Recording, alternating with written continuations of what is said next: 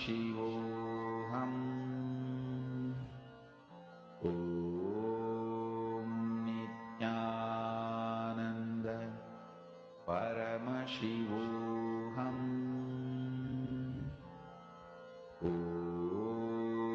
Nithyananda Paramashivoham Om Nithyananda Paramashivoham Om Nithyananda Paramashivoham Om Nithyananda Paramashivoham Om Nithyananda Paramashivoham Om Nithyananda Paramashivoham Om Nithyananda Paramashivoham Om Nithyananda Paramashivoham Om Nithyananda Paramashivoham Om Nithyananda Paramashivoham Om Nithyananda Paramashivoham Om Nithyananda Paramashivoham Om Nithyananda Paramashivoham Om Nithyananda Paramashivoham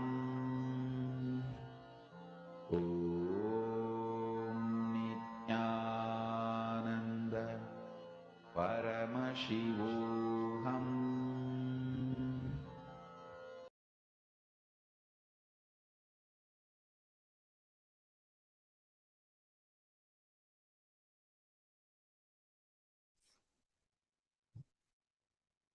Yes. Nithyananda to all the participants and all the viewers who is watching us live right now. Nithyananda to all of you. Let's now start with Nithyananda Yoga by invoking the grace and blessings of Swamiji.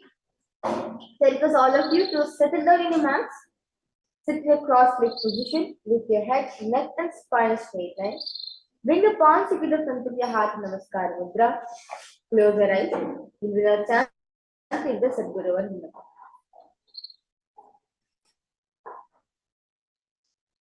Nithyanandam Paramasukadam Kevalam Jnanamurtim Vandvatitam Gagana Sadisham Tattvamasya Dilaksham Ekam Nityam Vimalavachalam Sarvadi Sakshibhutam Bhavatitam Triguna-rahitam Sadgurum Tam Namami. The next is the Shivamura mantra, where we will be chanting Om Ham Hom Shivaya Namaha 11 times internally. Om Ham Hom Shivaya Namaha. Om Ham Hom Shivaya Namaha. Om Ham Hom Shivaya Namaha. Om Ham Hom Shivaya Namaha. Om Ham Hom Shivaya Namaha. Om Ham Hom Shivaya Namaha. Om Ham Ham Shivaya Namaha. Om Ham Ham Shivaya Namaha. Om Ham Ham Shivaya Namaha. Om Ham Ham Shivaya Namaha. Om Ham Ham Shivaya Namaha. The next is the Tattva, the ritualistic cleansing of the whole body, the purification process for the whole body. I request all the participants to fill up the Panchipatra, the traditional cup filled with some water, and make your right hand the shape of a cow's ear, the Gokarna Mudra, and pour an udhani of water from the Panchipatra, and chant the following mantras internally. Bring the water that flows to the base of the palm. Om Atmatattam Shodayami Swadha. Om Vidyatattam Shodayami Swadha. Om Shivatattam Shodayami Swadha. Wash your right hand. The water in the Panchipatra. Now, the base of the right hand thumb, move the hand from right to left of the lips, chanting the following mantras internally. Om Hamdayaya Namaha. Wash your right hand with the water in the Panchipatra. Now, the tips of right hand, index, middle, and ring finger touch above the upper lip and below the lower lip. Wash your right hand with the water in the Panchipatra.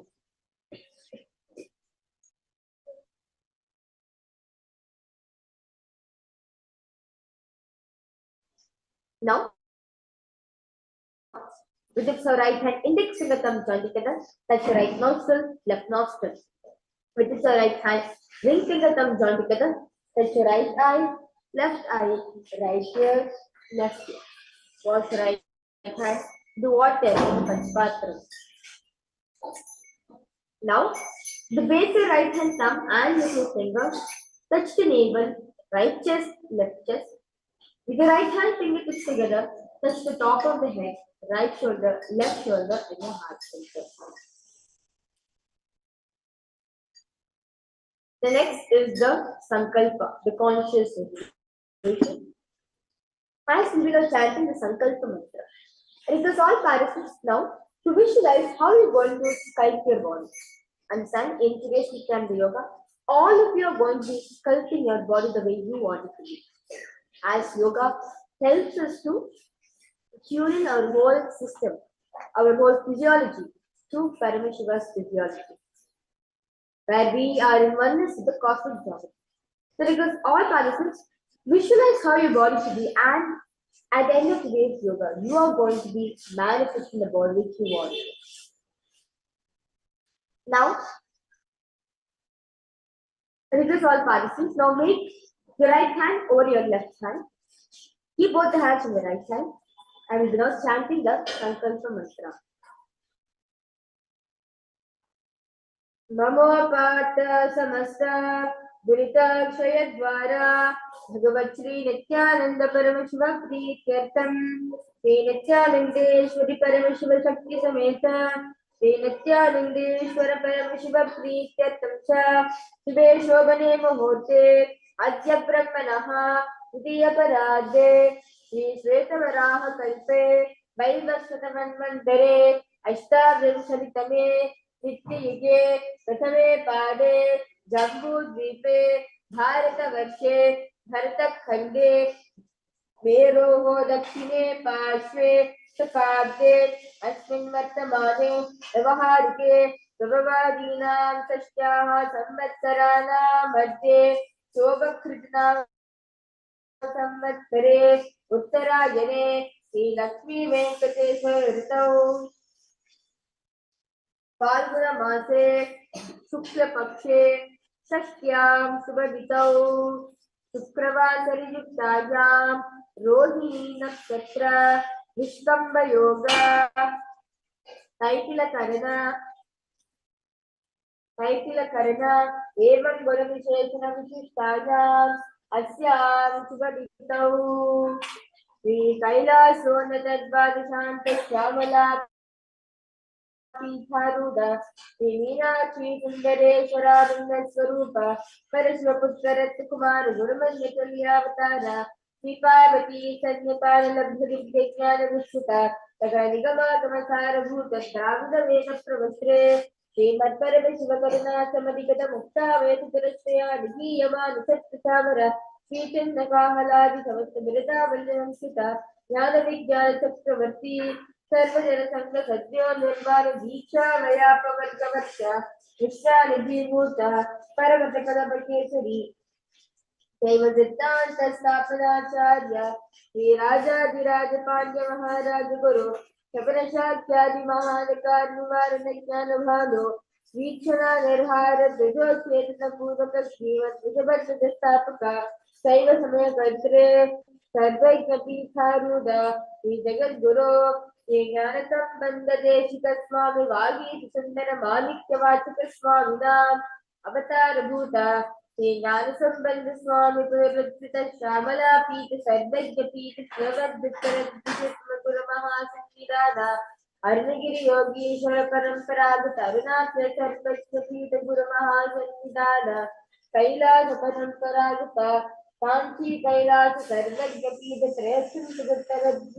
गुरु महासंविदाना नित्योत्सव नित्य मंगल नित्य कल्याण नित्य रहित कैलास परंपरागत आदि कैलास नित्यानंद पीठ महासंस्थान महासिंहासन पीठ कर्त्रे साक्षात् श्री परमेश्वर समुद्भूत कैलास परंपरागत वैवस्वतम निक्ष्वाक हरिश्चंद्र भगीरथ श्रीरामचंद्र सूरसेन इत्यादि सार्वभौम चक्रवर्ती परंपरागत चतुष्षष्टि योगिनी मंदिर चतुष्षष्टि संप्रदाय प्रवर्तक धर्म शासन सूर्यवंश प्राप्त सर्वज्ञ पीठ सुरांगी साम्राज्य मूढ़ापचूड़ामणे साक्षात् श्री परमेश्वर समुद्भूत कपिल महागुरु पुनरुद्धृत महानिर्माण पीठ अष्टोत्तर सहस्र श्री महामंगलेश्वर साक्षात् श्री परमेश्वर समुद्भूत श्री महागणपति समारंभ नवचिन्ह पीठाधीश्वर गुरु परंपरा प्राप्त अतलपीठ अष्टोत्तर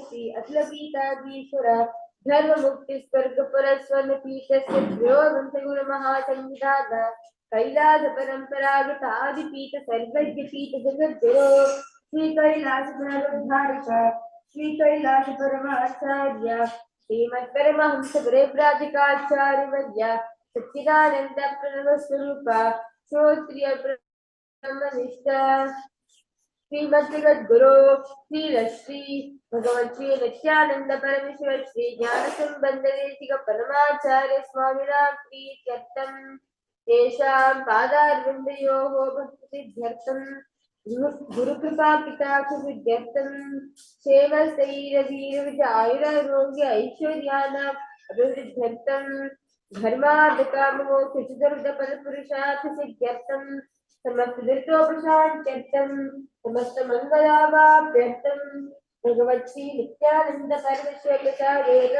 सकुटुम्बस्य ज्ञान वैराग्य जीवन मुक्ति प्राप्त्यर्थं भगवत् श्री नित्यानंद परमेश्वर कृपा कटाक्षेन पूर्ण आरोग्य मुक्त गात्र यौकिक शरीर सिद्ध्यर्थं सर्वविश्वशक्ति आविष्करणार्थं नित्यानंद योगाभ्यासं करिष्ये।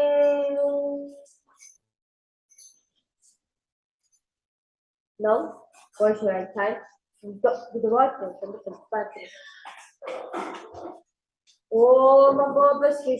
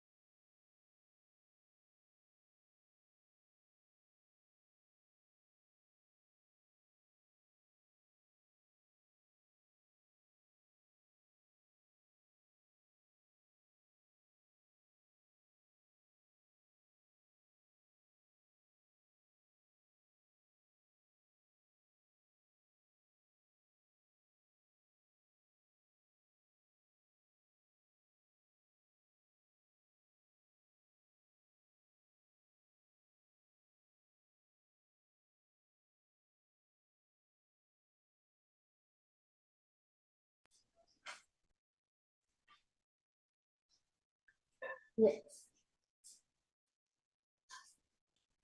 Now, with this beautiful preparation all of us did for the Nithyananda Yoga, let's now start the first asana of this beautiful sequence. First asana is Sukhasana.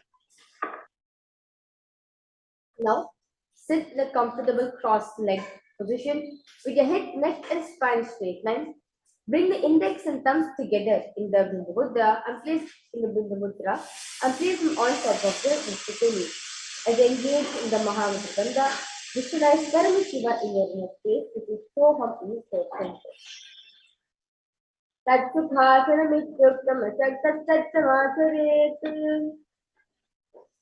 Now,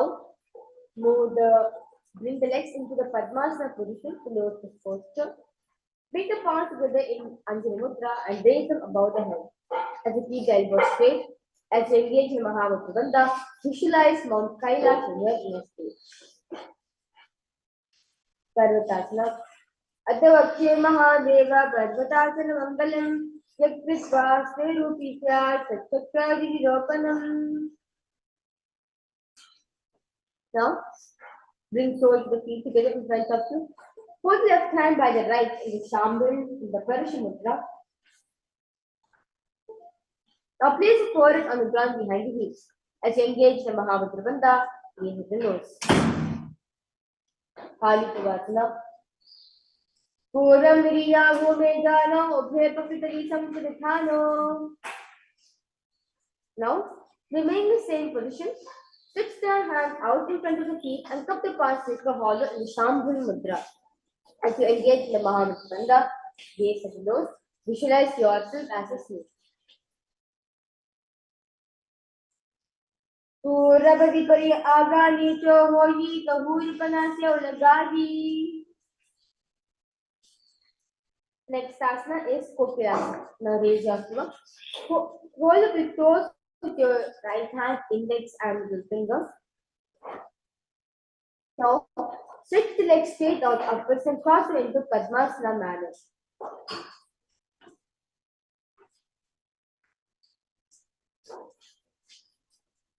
Kokilasana. Ata Nidasam Vakti Yena Siddho Bhavelaha Akasmat Vaya Sancharam Kokilakya Sanena. Next asana is Nithyananda. Now, to the opposite elbows. And engage the Mahamudra Bandha. Well,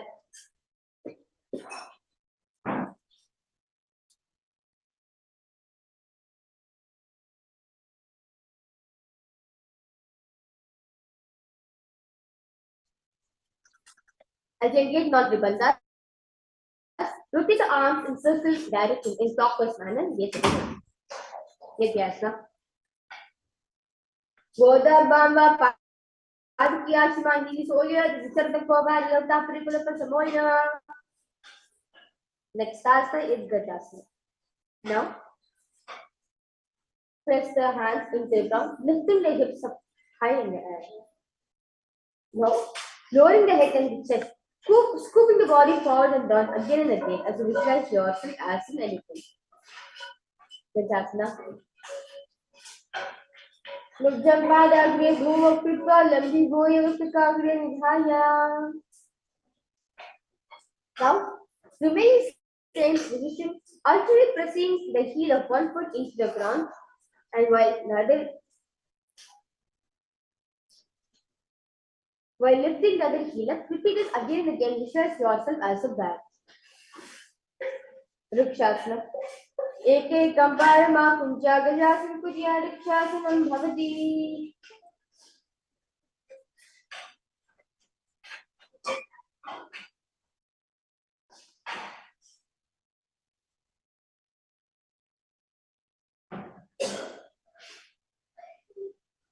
Rikshasana.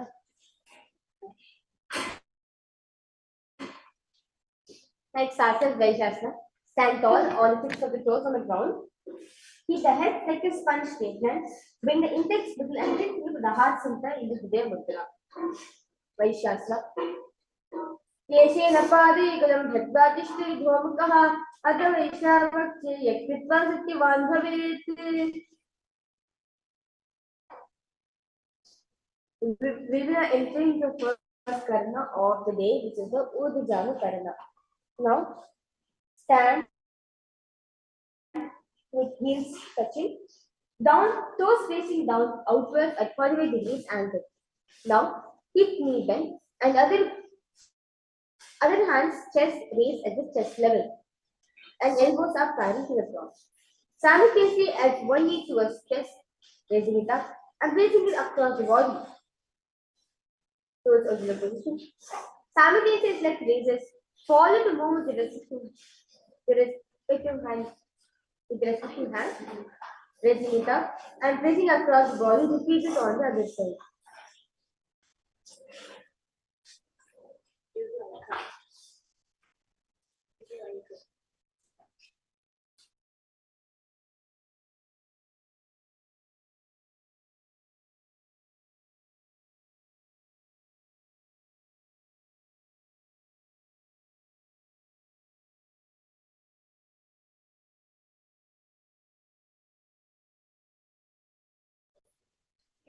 Next asana is Balamudasana. Now, interlace the fingers from outside it in Sarvavashan Mudra. Hold onto the knee, splitting it up towards the chest. As you keep the spine straight, engage the Mahamudra Bandha. Visualize yourself caressing a baby. Balamudasana. Ekam janasya linya satavyam balinganam bhavati. Padmasana. Now take the raised foot, pull it behind towards the buttocks, pulling with both the hands in the Karsa Mudra. Keep the head, neck and spine straight line. Engage in the Mahamudra Bandha. Sit per kasmin padre karabhyame chetanam. Now with the respective hand, hold on to the sole of the foot from the inside. Now extend the opposite hand forward with index and thumb together. Simultaneously, keep the full foot back and up. While leaning forward, visualize Lord Nataraja in your inner space. Natarajasana. Uttarapadam Krauncham cha Maricham Veerabhadrakam Natarajam Trikolam cha Chittam Vishnu Prasarane. Let's repeat Balingasana on the other side. Ekam janasya linya satavyam balinganam bhavati. Padakidnasana. चित्ते कस्मिन् पादक्ले कराभ्यामे शेखनं दृष्टे संस्थाप्य तेन पादपीडनमासनम्. Nataraja on the right. Uttarapadam Krauncham cha Maricham Veerabhadrakam Natarajam Trikolam cha Chittam Vishnu Prasarane.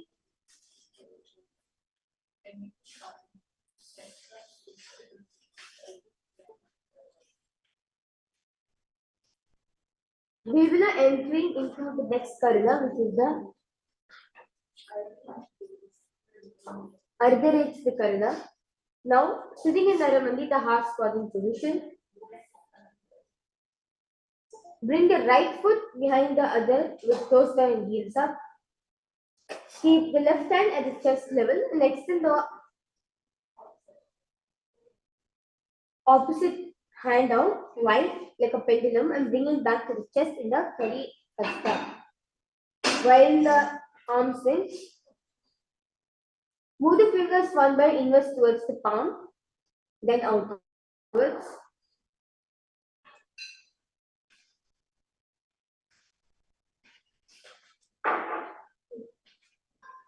Now place your hand over the nose. Cross the ankles, repeat it on the other side on the same way.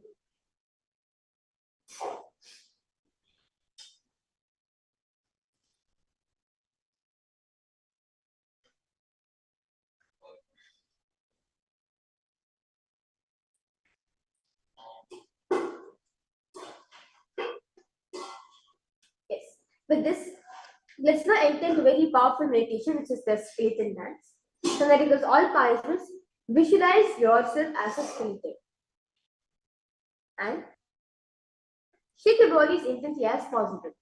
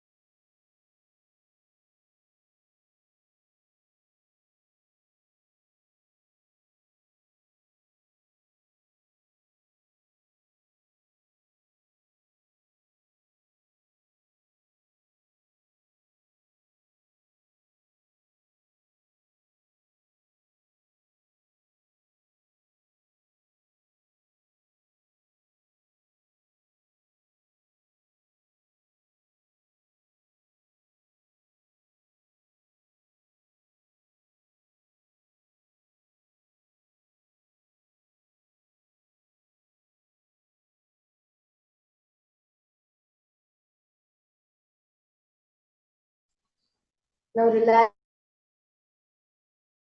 yourself. Walk front and back to the mat as you inhale and exhale as slowly as possible and as deeply as possible.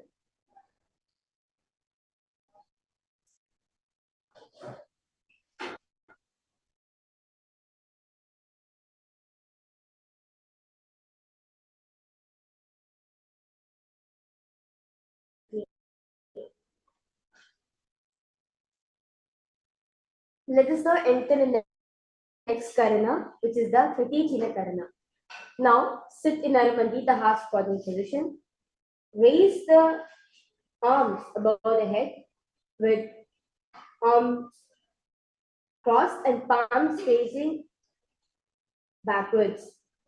Now move the hips to one side and simultaneously cross the arms right above the head. Come back to the original position and repeat this on the other side.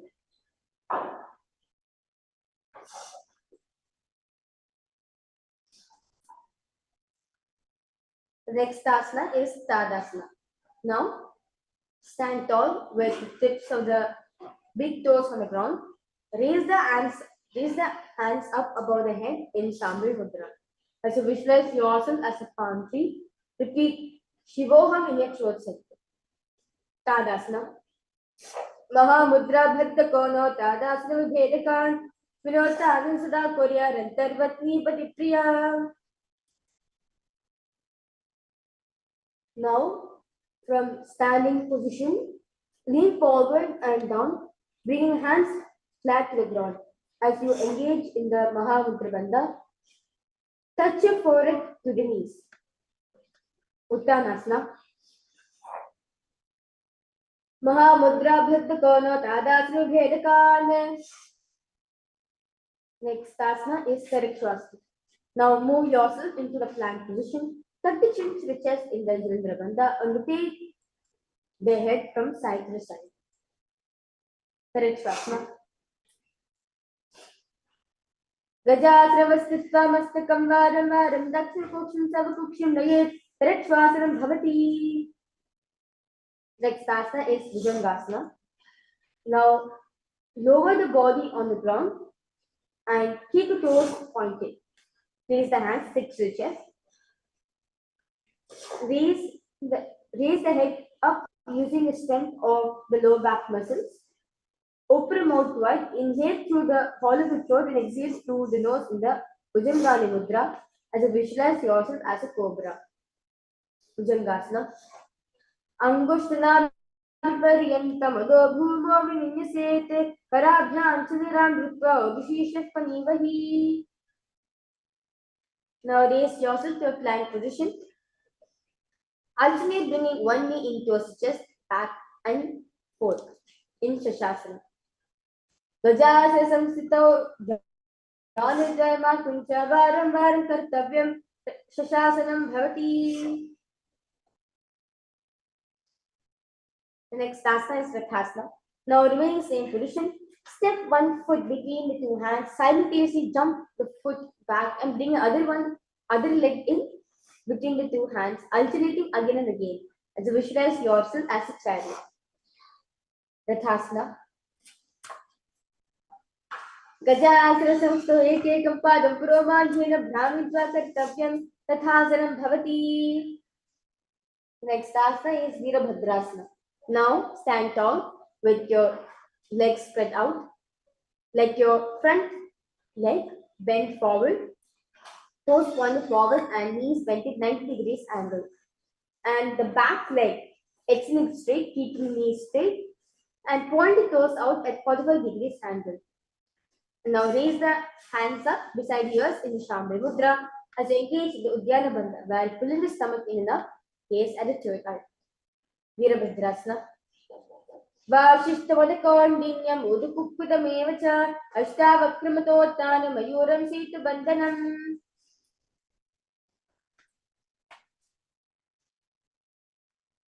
Let's now repeat Virabhadrasana on the other side.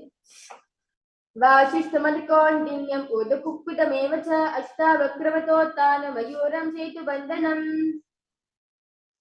Next asana is Vrikshasana. Now stand tall. Bring the legs to the inner thigh and raise the hands above the head in Anjali Mudra as you visualize yourself as a tree. Vrikshasana. वामोरमूलदेशे च याम्यं पादं निधायितु तिष्ठेतु वृक्षवद्भूमौ वृक्षासनमिदं विदुः. Next asana is Garudasana. Now stand tall, bring the leg to the opposite thigh and bring the palms in front of your heart to Namaskar Mudam Garudasana 2. Garudasana-mavakshi Nithyananda Sirambhuvi Sarvadoshat Nirmukta Bhutiha Mahabali. Let's now repeat Vrikshasana on the other side. Vamoramooladeshe cha yamyam padam vidhayitu tishthetu vrikshavad-bhumau vrikshasana-idam viduhu. Garudasana on the other side. Garudasana-mavakshi Nithyananda Sirambhuvi Sarvadoshat Nirmukta Bhutiha Mahabali. Now, next asana is Trikonasana. Now, stand straight, keep the legs apart. Keep the front toes pointing backwards and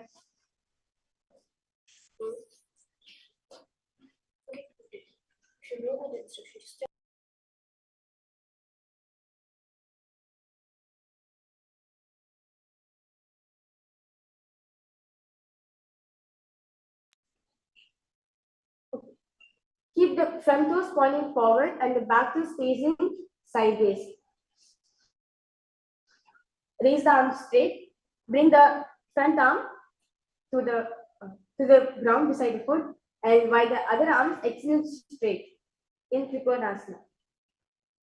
Uttanapadam Kroncham cha Bharichim Veerabhadrakam. Let's now repeat Trikonasana on the other side. Uttanapadam Kroncham cha Bharichim Veerabhadrakam. Next, we will now enter into next karana, which is the Nikutaka karana. Now, sit in Narmandi, the half squatting position. Bring your arms to the chest level and palms are facing each other. Now, shiftly move the leg. Now, slowly bring one foot towards his toes while switching the other foot up as it raise on his toes and the other second foot goes on the ground. Simultaneously, as left movement is being done, do the respective hand movement as one goes up, other goes down in the Nikutaka karana. If you do conduct, change, come and knowledge shall not conduct.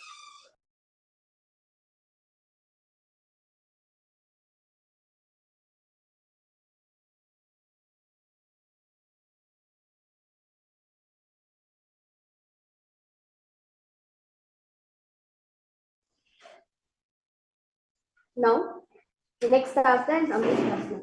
Now, lower all the tips of the toes, place the perineum on the back of the knees.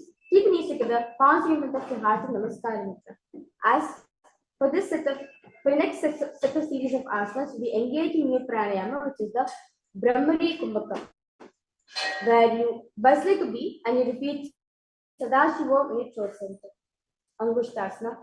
Kabanda Asramityahu Gorakshasana Mevacha. Next asana is Saurasana. Now, from tips of the toes, extend one leg straight out, heel down and toes facing up. Let the fingers down, touched by the sides, palms facing forward in the Varamudra.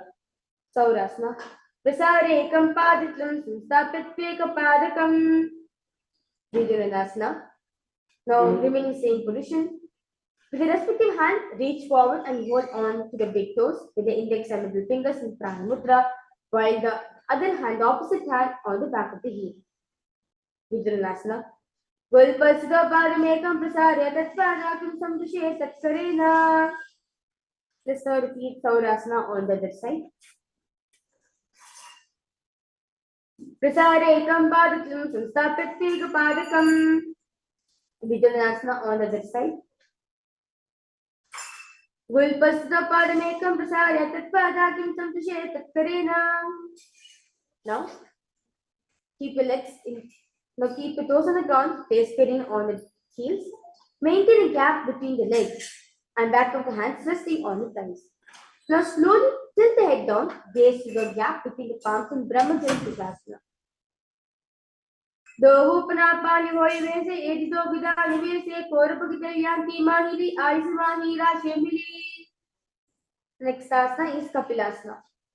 Now place knees on the ground with toes tucked behind you. Rest the hands on top of the thighs in the Shambhu Mudra. For this asana, specifically, please engage the Uddiyana Bandha, where pulling the stomach enough. Gaze at the nose, visualize sage Kapila Mahamuni in your response. Kapilasana. Ubhe pagatari samat hairave, tanako mahiri kor milave. Next asana is Bhidya Korikasana. Now remain same position. Now release the Uddiyana Bandha. Now engage the Mula Bandha, where you're sucking the pain in. Gaze at the shoulder. Visualize Swamiji in your inner space. दो पगत्रे समति करे कोरवाली भूप्रदरे कोरवाली रासे ऐसे ताप्रि मूलद्वार किकबे से. Now sit on your toes, knees off from the ground. Bring the thumbs and little finger together in the Padma Mudra and raise them above the head. Raise the arms straight above the head. Gaze through the hole between the palms in Suryasana. एगी दो गुदा तिरियाने पनापानी भेटी कपुनिताने गोदा जंग other कर रहे आदि बाग जीवित कहे. Next asana is Mandukasana. Now sit with toes flat, staring him on the heels. Keep the hands on top of the knees in the Shambhu Mudra and lift the tongue up against the roof of the mouth in the Mandiki Mudra. As you visualize yourself as a frog. Padatala Krishna Deshe Angushti Dvecha Sansprishet. Next asana is Uttana Mandukasana. Now, remaining the legs in the same position, keep the hands in the back, holding the head with your elbows. Uttana Mandukasana. Manduka Asravadhyastam Purparabhyantam Shiraha. Sit on the feet. Spread the knees out wide and fingers spread on top of the respective knees. Now open the mouth wide, stick out the tongue and exhale forcefully as you visualize yourself as a lion. Simhasana. Dakshinam Sarvagul Pena Dakshinam Tetaram.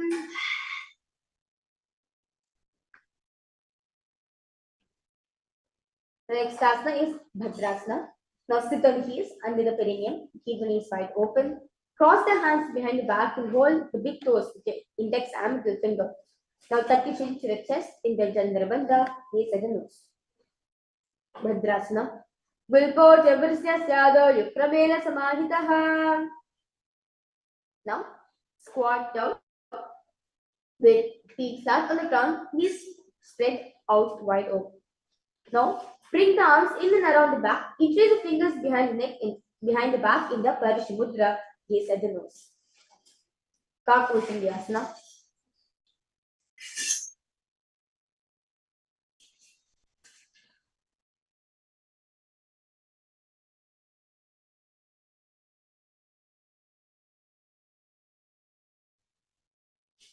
Pratame Vesaka Ukritane Dahu Hadrika. Now place the palms on the floor, shoulders width apart. Bring the knees on the back of the arms towards your armpits in Kanikavasana. As you slowly lean forward and down. Slowly lift your legs up from the ground. Kanikavasana. Asana Kaugana Ashi Dushtahu Yituvachi Hogi. Next asana is Kapalyasana. Now place the hands on the ground, shoulders width apart. Bring top of the head on the ground, forming a triangle position. Formation between your hands and your head. Now slowly raise the knees onto your elbows, hips over the shoulders, and straighten the legs up and gaze at the nose in Kapalyasana. Shisha dhriti teki bagdo miliva ucha kukare. Now relax yourself. Now squat and toes with legs together. Just the body place both the hands to one side in Shambhu Mudra and align the elbows with the knees in the hip. Now lean onto your arms. Slowly lift your legs up from the ground. Gaze at the third eye. Parshvamayurasana. Mayuram Dandavat Puryam Mayuram Dandanavakam.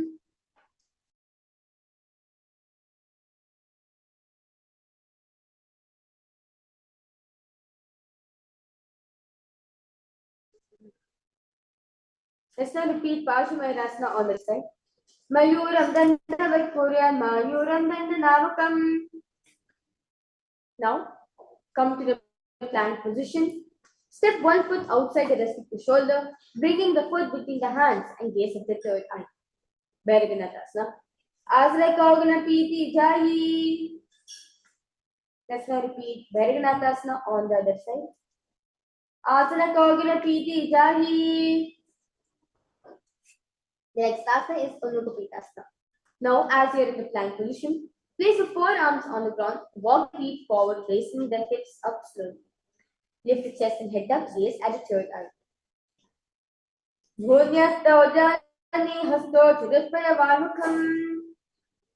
Now, from the Entrust plank position, rotate the body to one hand and raise the opposite hand up in the sky. Keep the passive hand directly beneath the shoulder. Raise the hips, gaze at the sky. Vashishtasana. Let's now repeat this beautiful asana on the other side.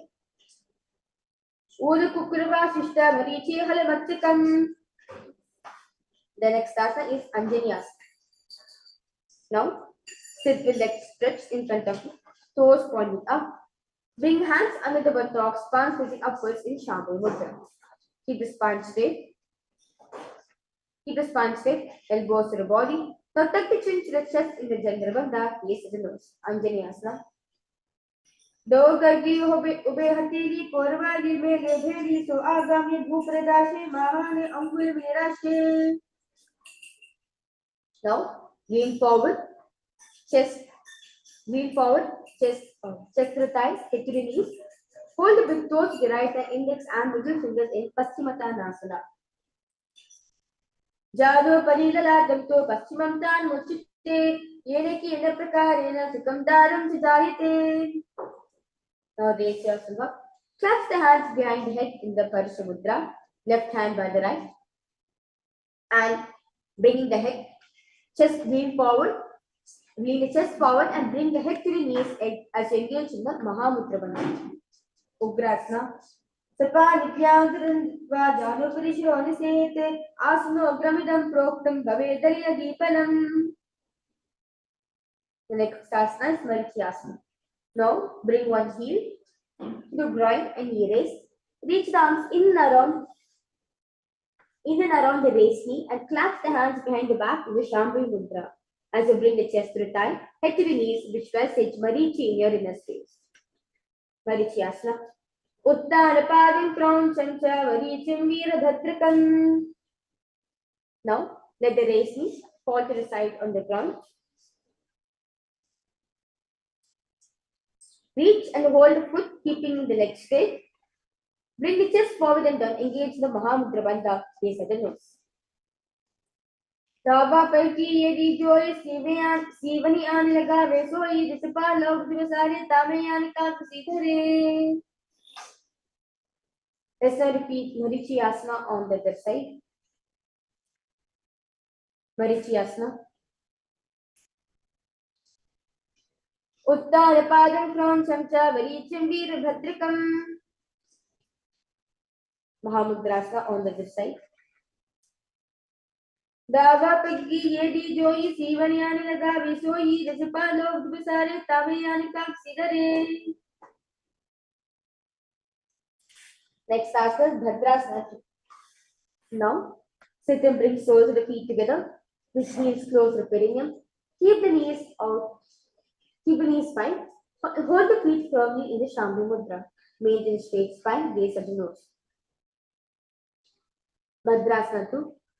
Gulpo Tabrasya Syadha Yukramena Samahitaha Padam Tokarabhyam Dritva Chipkrishya Deshitaha. Next asana is Gwalipavasana. Now, extend the feet away from the body. Keep the toes together, heels apart, knees wide open. Place the rest of the hands on the thigh and tuck the chin to the chest in the Chandrabandha, gaze at the knees. Purva Chalbra Choka Sosoi Vahi Video Kiji Sohi. Now, remain the legs in the same position. Hold the soles of the feet Lean forward and down. Bring the forehead to the feet. Gaze is known in Joni Asana. Dobu Pagatri Sambud Kare, Edimeri Keding Vitri, Adharko, Antarashi, Ladakatalia, Vapatashi. Next asana is Virikasana. Now, raise yourself up. Lean forwards and down. Extend the hands out wide and Shami Mudra, palms facing on the ground. Purab Vidi Paripakitali, Sampur Sholi, Yeti Mirashe, Heja Sumani Kani, Aguludu Antri Dharki Lagave.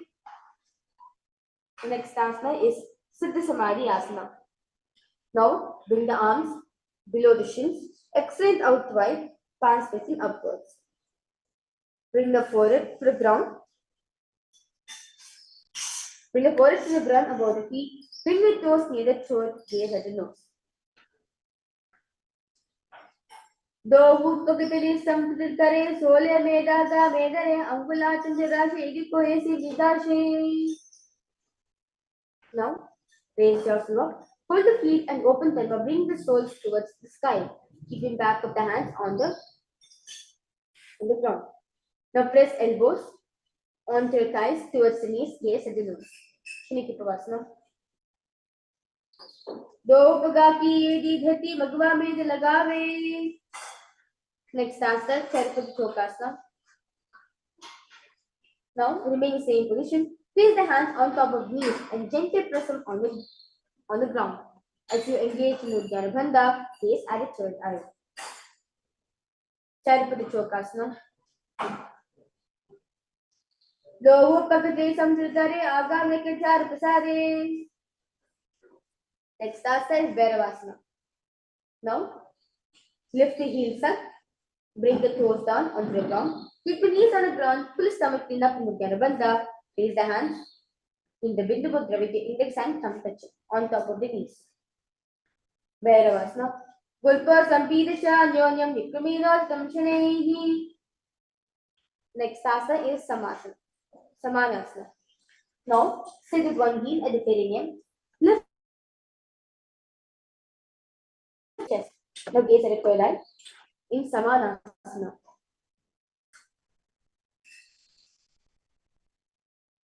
Samanasana Vakya Siddhamantra Sadhanad Ek Parva Dadva Vishonyalinga Vatrike. Next asana is Apanasana. Now the raised leg. Place it on top of the rest of your shoulder. Keep the other foot straightened upwards and facing towards the sky. Keep the hands on the ground.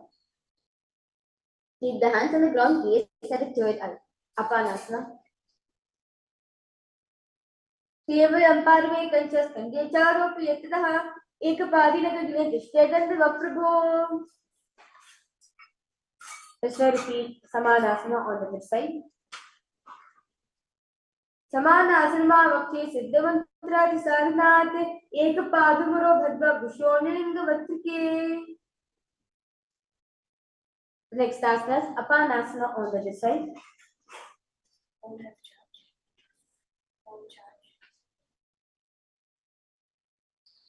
केवल अंपार में कंचा संध्या चारों पे यतः. Now sit and cross one leg over the other, aligning the knees the center of the body. With feet by the opposite hip. Place both the hands on top of the knees, gaze at the nose. Gomukasana. Savya Dakshina Gulpanto Pishtubhashi Nyojayet. Now remain in the same position as in Gomukasana. Hold the big toes with the right hand with the index and middle fingers and gaze at the nose in Anushasana 1. Dachina Godoni Chotane Vamta ke upar aane. The next asana is Anushasana 2. Now remain in the same position. Increase the fingers behind the back, lean forward and down to the knees. Bring the chin over the knees. Touch the nose to the ground, gaze at the nose.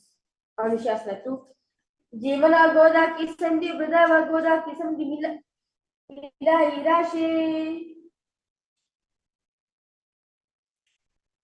Next asana is Garudasana 2.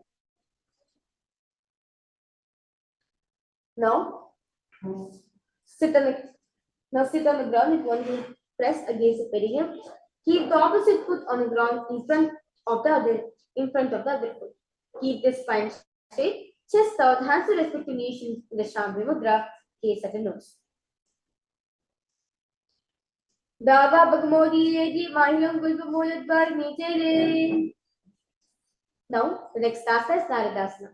Now, interlace fingers behind the neck, twist outside of the raised knee and gaze at the third eye. Naradasana. Vistijubhava Pagitri Keri Gopita Hiraka Veperi. Now, place one foot on top of the opposite thigh and wrap the respective arm around the knee, pulling onto the opposite shin. Now, extend the opposite hand straight, pull onto the respective toe with index and middle fingers in Pranamudra, gaze at the knees. Matsyapitakasana. Vame Ravaman Vishtantu Grihitam Matsyapitakam. Let's now repeat this beautiful sequence on the other side. Gomakasana.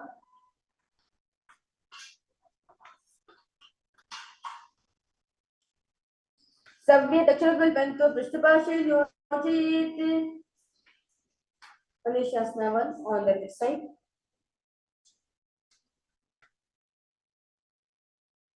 Dacharagodo Nichotane Vamta ke upar aane. Anushasana 2 on the other side.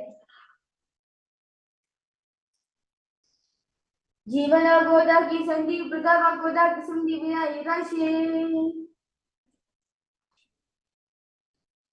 Next asana is Garudasana 2. Visualize as fully as Lord Garuda. Garudasana 2. Dava Bhagmodi Edi Mahinam Gulpamuladhar Niche De. Naradasana. The next asana is Naradasana. As you visualize, it's Narada in the space. Vishnujuvam Pagitri Keri Gopita Hilaka Veperi. The next asana is Matsyapitakasana on this side. Paschendra Pitam Vame Vaman Kushtanto Grihitam Matsyapitakam. Next asana is Paschendrasana. Now place the one foot on top of the opposite thigh. Place opposite foot on the ground on far side of the opposite thigh. Twist and bring elbow outside of the raised knee. Keep the arms raised by the neck. Turn the head back, gaze at the third eye. Udaram Paschima Bhasan Kritva Tishti Yattataha. Next asana is Kubasana. Now, join your legs in the same position. Extend the hand towards the ground, keeping the opposite hand in the respective ear. Turn the head back, gaze at the third eye.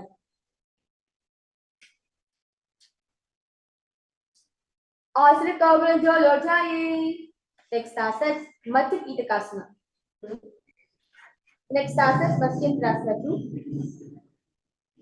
Where you keep the opposite hand on the ground, turn the head back, gaze at the third eye. Matsyendrasana 2. Masyendra Pietam Nithira Praditam Pratandira Mandala Kandanastram. Let's now repeat Matsyendrasana 1 on the other side.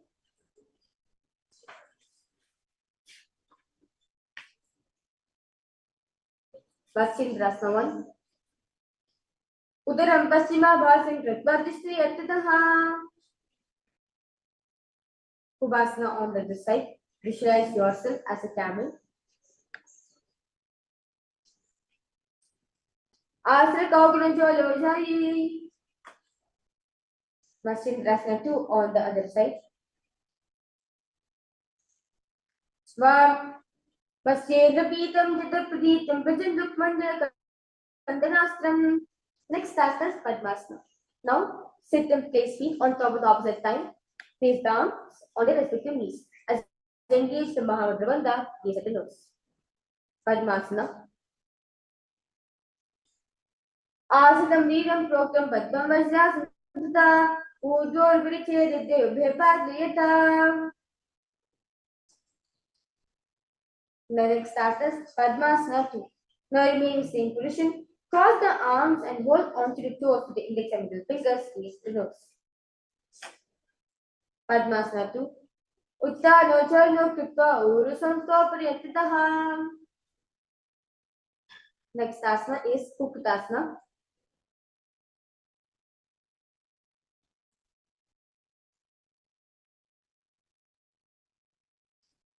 Now, sit and place feet on top of the opposite sides, palms faced on the ground. Slowly lift the two thighs and lift the body from the ground in Utkatasana. As Padmasana Santapya no Borinti Tekarao. Now, raise up onto your knees. Place palms to the ground, fingers pointing towards the perineum. Keep the elbows together, raise against the navel. Then lean forward and find a balance. Extend the knees off from the ground. Badikikyasana. Viramavashtabhya karatve narakku uparistabhinabdha panchasvaha. Now relax here. Now remain in the same position. Extend the feet out straight from your body in Mayurasana. Adavakshe Mahadeva Mayurasana Uttamam. Now relax yourself, lay on your back. Interlace the fingers behind the neck and hold in Shambhay Mudra.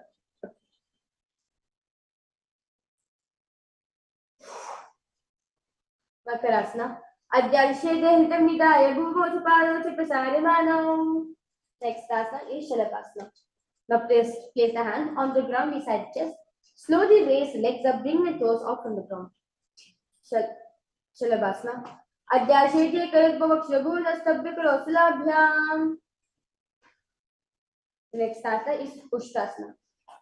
Now pull the feet down towards the ground outside of the hips as visualize yours as a camel. Ushtrasana. Adhyashete parikvashtam pishnyavidayakritam karabhyam. Next asana is Dhanurasana. Now kick the leg back and up, simultaneously pull the feet towards the sky. Give the chest up from the ground, raise the head up, gaze at the third eye. Dhanurasana. Pasari pado abhidandiro pakaro jupushte judapari yukman. Next asana is Bhagasana. Sit on both knees with the head, let the spine straighten. Place palms on top of the respective knees, gaze at the third eye. Bhagasana. Ulta mori pauro vese, bhuruj dikve kavese, pavevanha gulpo jo kula pasati la vesogu. Next asana is Gohiyasana.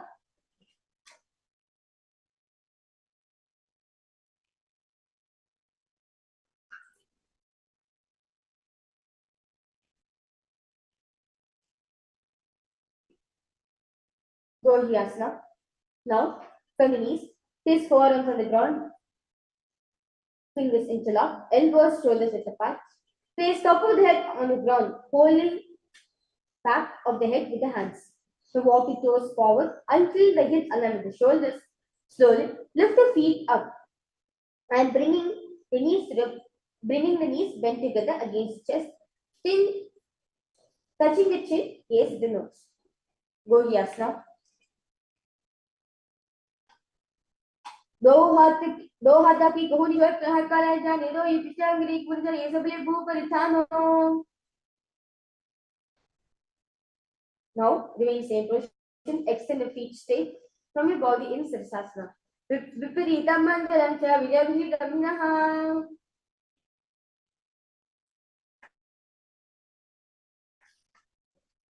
Next asana is Kodhyasana. Now sit with hands behind the calves, switch the legs up. Bring the forehead to your knees, come to vertical position with your legs. Kodhyasana.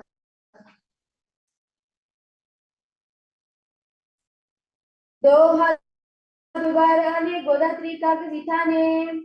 Next asana is Parikasana. Now keeping the legs in the same position. Bring the hands behind and hold onto the opposite shoulders. Keep the chest upright. Keep the legs vertical, toes pointed as a gaze at the third eye. Parigasana. Uttanam shayan krita parumita prasaritam itam bhumas vishastabhan kandarabhadbha bhukum kumbhakam krita tishteti parigasanam bhavati. Now place the palms on the ground as you visualize yourself as a boat. Now Karsana.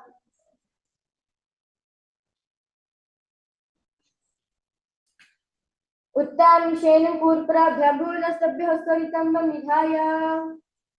The next asana is Rudrasana. Now, sit and lift the feet up. Scoop the hands under the heels and pull the feet up towards the chest. Keep the spine straight, gaze at the nose. Rudrasana. Pagatali sampati kare hatasya paguchaye pagakam tadovule vaparlitan tarve lagave. Now, lay down on your back. Palms facing down and fingers just touching back of heels. Slowly lift the heels up. Pressing the feet into the ground and chin tucks to the chest in the Jandra Bandha, gaze at the nose. Udya Jani Kripta Shaitvam Kamtada Utta Prahastishtetu Pita Unmakanavake. Next asana is Shivasana. Now lie on your back, lie down, lie on your back. Completely unclench from all mindful movements of the body and mind. Let the body remain dead and the Supreme Ponttiff of Hinduism liberates you.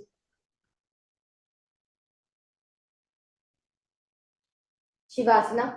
Adishavasanam Uttanam Shavadbhuma Shanam Dishavasanam Shavasanam Shrantiharam Chitta Vishrantikarakam.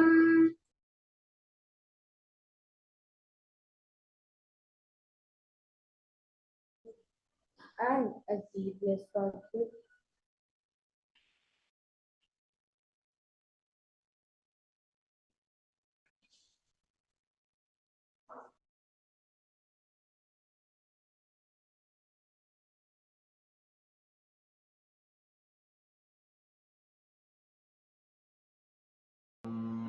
Nithyananda Paramashivoham Om Nithyananda Paramashivoham Om Nithyananda Paramashivoham Om Nithyananda Paramashivoham Om Nithyananda Paramashivoham Om Nithyananda Paramashivoham Om Nithyananda Paramashivoham Om Nithyananda Paramashivoham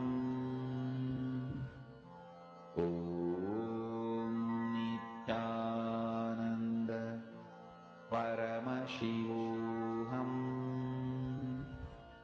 Om Nithyananda Paramashivoham Om Nithyananda Paramashivoham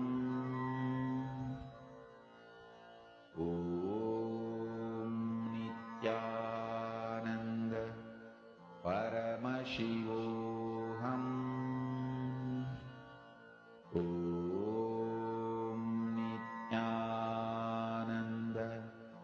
Paramashivoham Om Nithyananda Paramashivoham Om Nithyananda Paramashivoham Om Nithyananda Paramashivoham Om Nithyananda Paramashivoham Om Nithyananda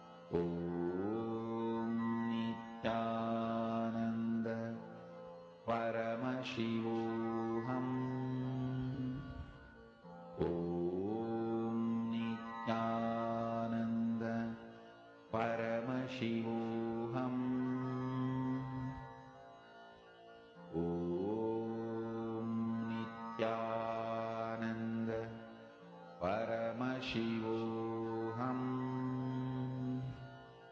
Om Nithyananda Paramashivoham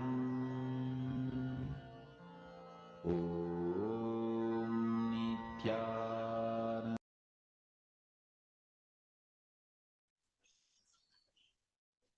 Now, start to wiggle your toes and your fingers and raise yourself to a comfortable seated position.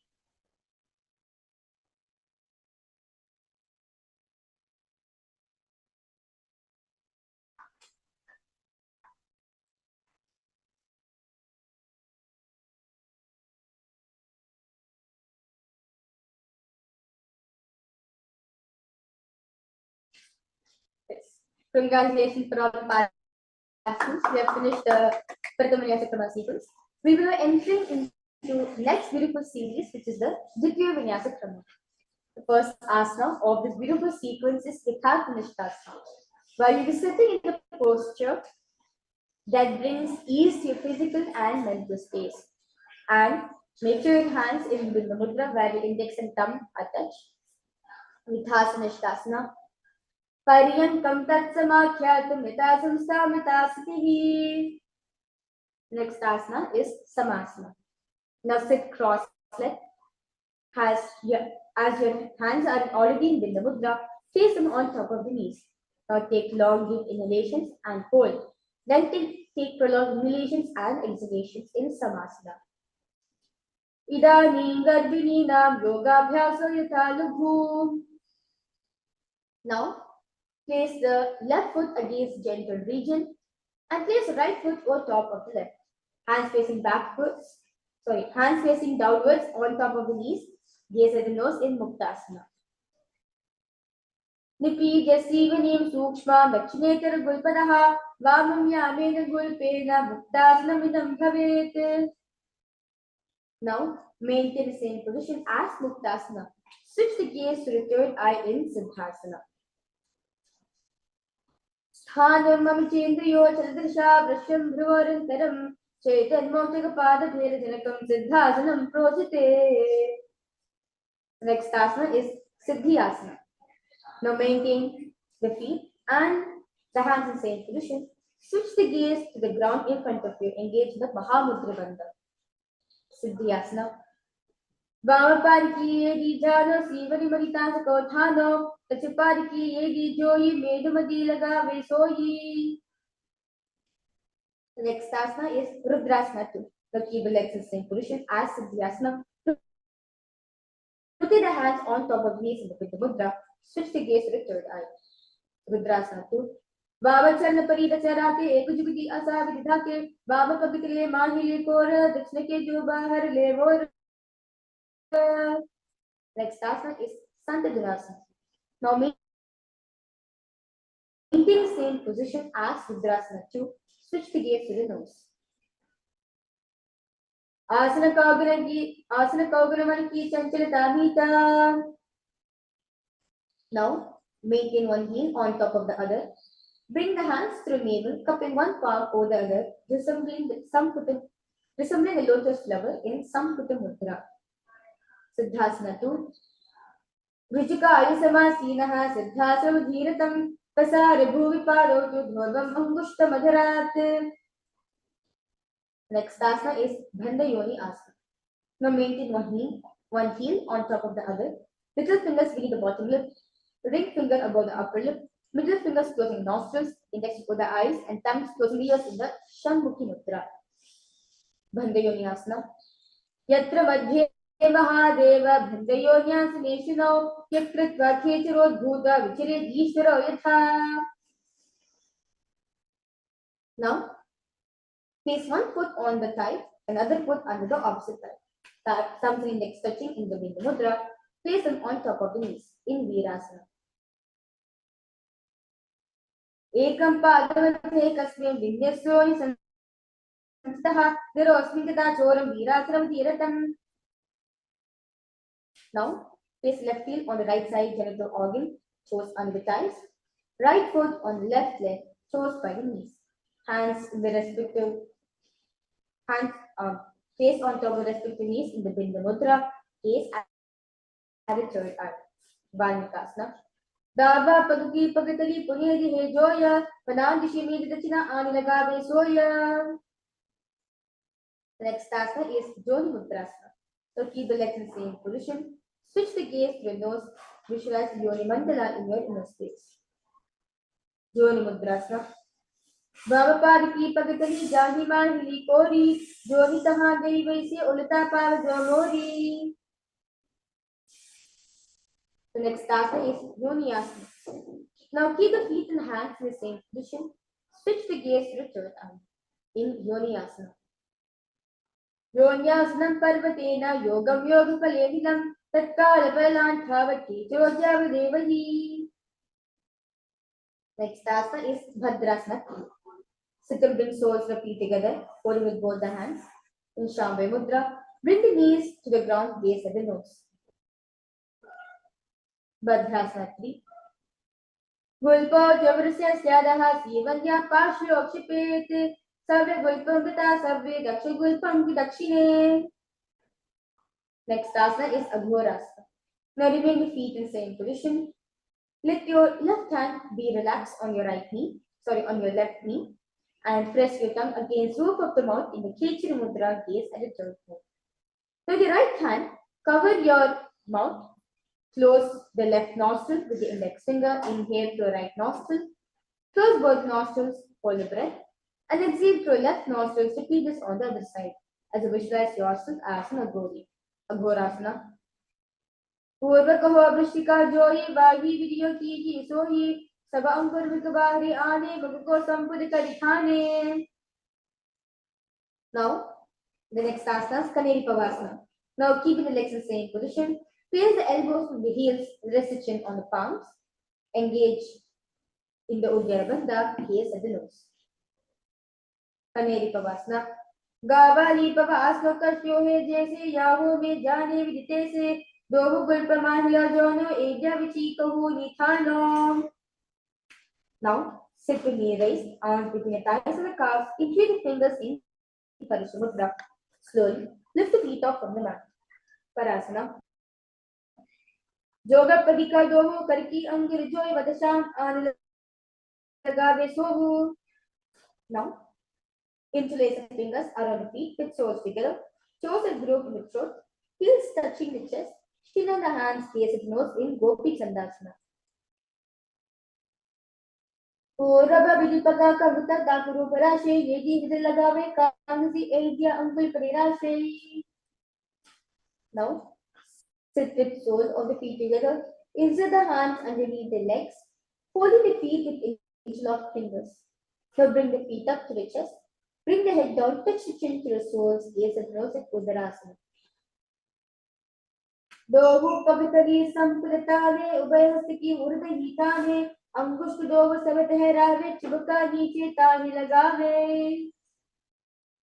Now, as remain in the same position, raise the feet to your face, palms, fingers interlock, palms over your forehead in Vishishtasana. Dohu Pagatali Jodi Sampata Kare Hado Pagadi Alitale. The next asana is Bhujasana. Now in seated position, lift both the legs over top of the respective shoulders. Bring the arms underneath the legs and up, interlacing the fingers around the back of the neck. Visualize a cobra in your inner space. Bhujasana. Sirasaram tu vikyayam kaksha sarvatapparam grivasanam cha paramam bhujasan vimochate. Now, maintain a seated posture. Raise legs up. Bring the elbows under the knees and wrap the arms around the back. Arms clasped in the Shambhay Mudra, gaze at the nose in Kalyanasana. Dohu hath bhagavita ani tinugo goda niche tane bahuri pakita bahari yave purha jikde aise tahrave. Next asana is Sankatasana. Now, with the right knee on the mat, place right foot and place perineum on the raised heel. Now raise left leg over top of the right and bring the left heel to the right hip. Place both the hands on the opposite knees. Sankatasana.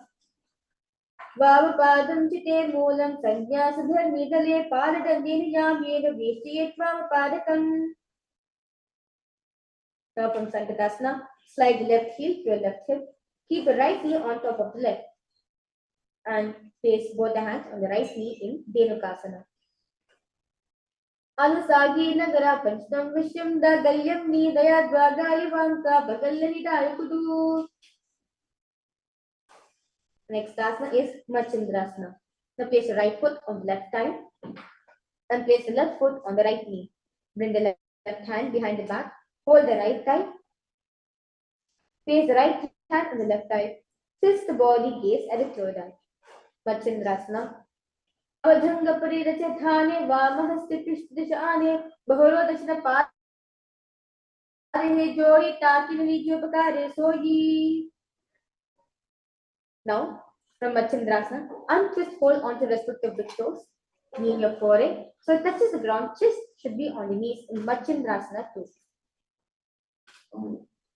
Machindrasana too. Katva jivano churno jijoi vamajanga prira kesoyi taki diso kadiso lave bahro chikiti yaham karave. Now raise yourself up, maintain the feet in same position, interlace the fingers and place them on top of the knees in Guruvasana. As you engage in the Mahamudra Bandha. Urvolidpadasya Kanishtika Pradeshe Gulpan Sansta Pradeva Jamidapad Pashni. Let's now repeat Sankatasana on the other side.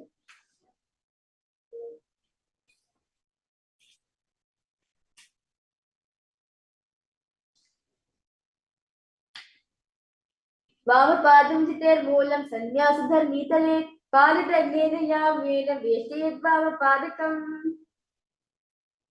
Dhenukasana on the other side.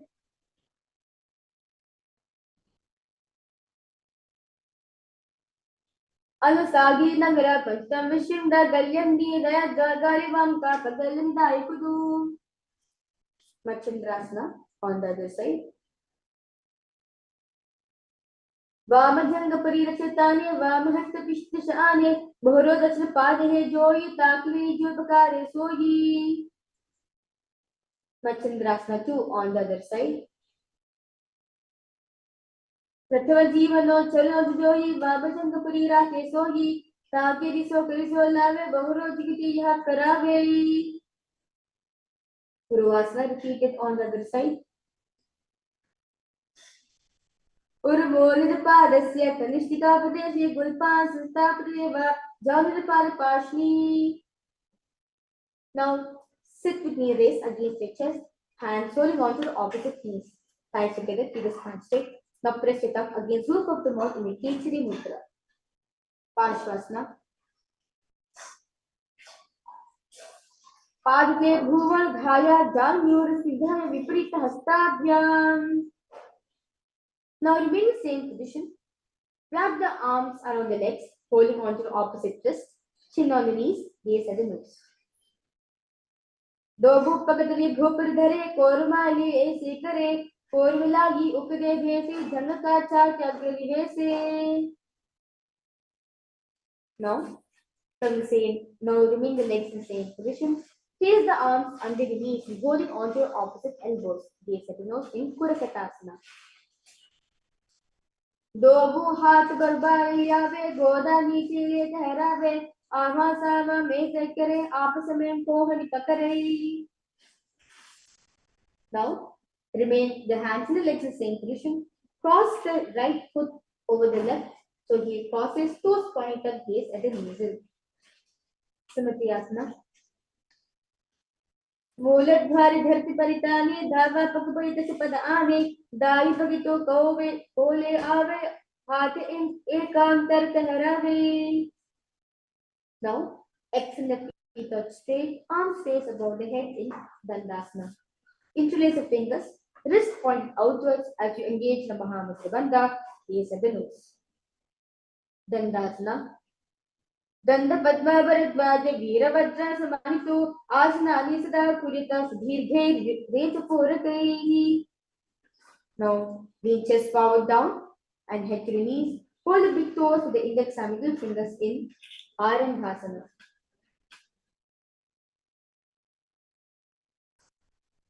Dohu pagamila basari pagaka aguta pakadila tipod lagave.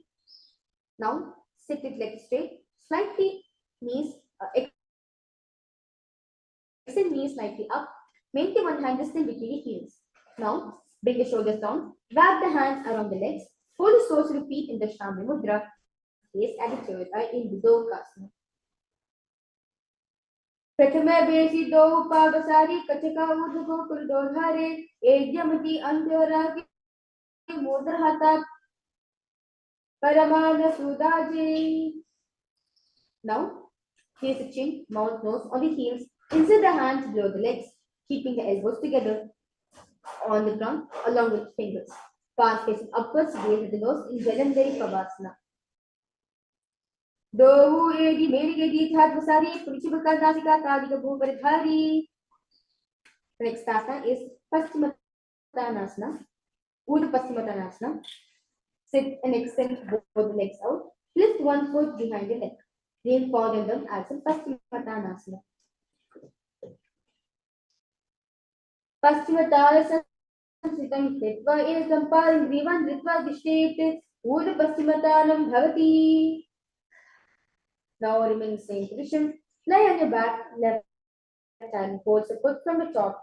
Straighten the body, gaze at the nose in Anantasana. Uttanashayani ekam payam vivayam vinyasya. The next asana is Anantasana. Now rest on the elbow of the hand, pulling the foot. Concentrate, gaze at the nose in Ankushasana. Uttanashayati ekam payam vivayam kurvan. Now bring the knees to the chest and circle the thighs and the calves of the arms in Drishasana. Slowly move to your left and your right. Uttanashayani jane hridayavastam madanga saiturini. Raise your above. Let's now repeat Uddha Paschimottanasana on the other side. Paschimottanasam sitam kritva ekam palam grivan ritva dishtet Uddha Paschimottanam bhavati. Anantasana on the other side. Uttanashayani ekam payam vivayam vinyasya. Ankushasana, repeat it on the other side. Uttanashayati ekam payam vivayam kurvan. Now remain same position. Place both the legs one by one up behind the neck. Hold the hands behind the back, gaze at the nose in Yoga Nidrasana. Padhabhyam virte kantam hastabhyam prishthabandhanam tanmadde shayanam purita Yoga Nidra Sukhaprada. Next asana is Atmaramasana. Now lay on your back, raise the legs towards the head. Wrap the hands around the legs, insert the fingers behind the neck in Shambhi Mudra, gaze at the lips. Prathama Sudo Sove Pagavute Agane. Now bring the knees to the chest, soles facing up, extend the arms sideways in Shambhi Mudra, gaze at the third eye in Kochikasana. Dohu Chirasatare Tilatu Bese Patare Paguchaya Agane Ane Bahuri Jigiti Esika Vidivane. Next asana is Jata Pravritti 1, 2 and 3. Now lie on your back, knees at the chest, arms reach your sides at the shoulder level. In Jata Pravritti 1, keep one knee bent, twist and bring to the ground on the opposite side and keep the other leg extended straight. In Jata Pravritti 2, keep both legs bent to one side. In Jata Pravritti 3, keep both legs straight to one side, head looks in the opposite direction. Parividhit Pukshibhagya Dahivar Kirtadaha Bhattakolam Suptakol Modakolam Mathavicha. Let's now repeat this beautiful asana on the other side. Jatara Pravritti 1, 2 and 3.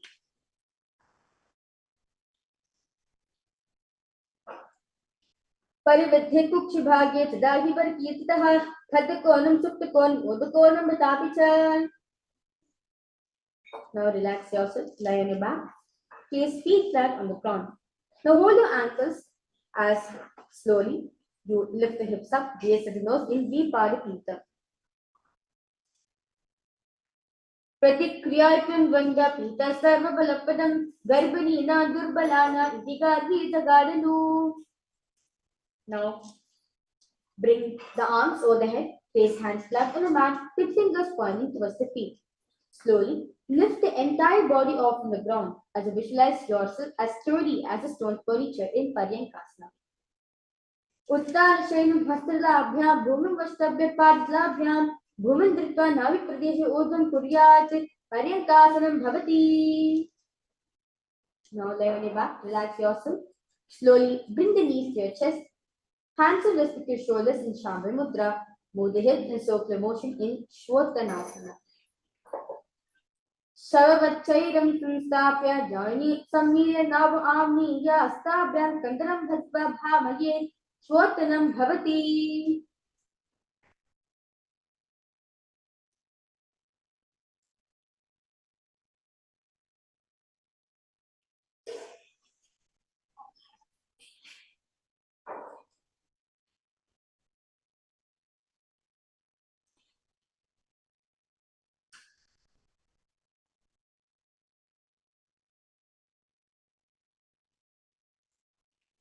The next asana is Viparita Karani. Now lie supine, raise the hips and legs up. Elbows and hands extend on mat below, helping the body balance as legs are raised up straight. Move the legs around and around. Viparita Karani. Bhutale Shashiro Dattva Kedali Chalanadvayam. Now remain in the same position. Stop the movements of the legs in Viparita Karani 2. Karani Viparitya Sarvadivyadanashini Nityam Abhyasu Yaktasya Jataragni Vivadhani. Now take the feet over the head, toes on the ground, toes on the floor. Switch the hands on the ground, palms clasped in the Parishamudra in Langhalasana. Narakasne Sitva Nasikapadeshe Bhumapala Prishte Pala Prishte.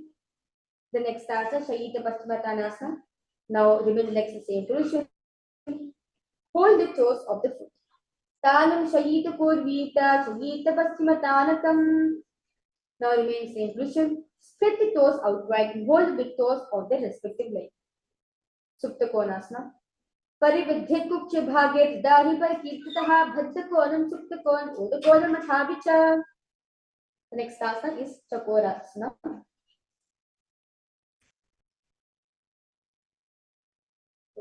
Chakrasana. The next asana is Chakrasana. Now bring the legs over top of the head, toes on the ground. Hold the ankles, keep the knees straight. Chakrasana. Shavasana Pada Kuryanmasta Kauparo Yukramenata Shigramita Sarvasya Sadhanam. Now lie on your back, keep the legs vertical. Hold the big toes in the Pranamudra with your index and middle finger. Slowly open your legs outward. Supta Prasarita Padam Mushtasana.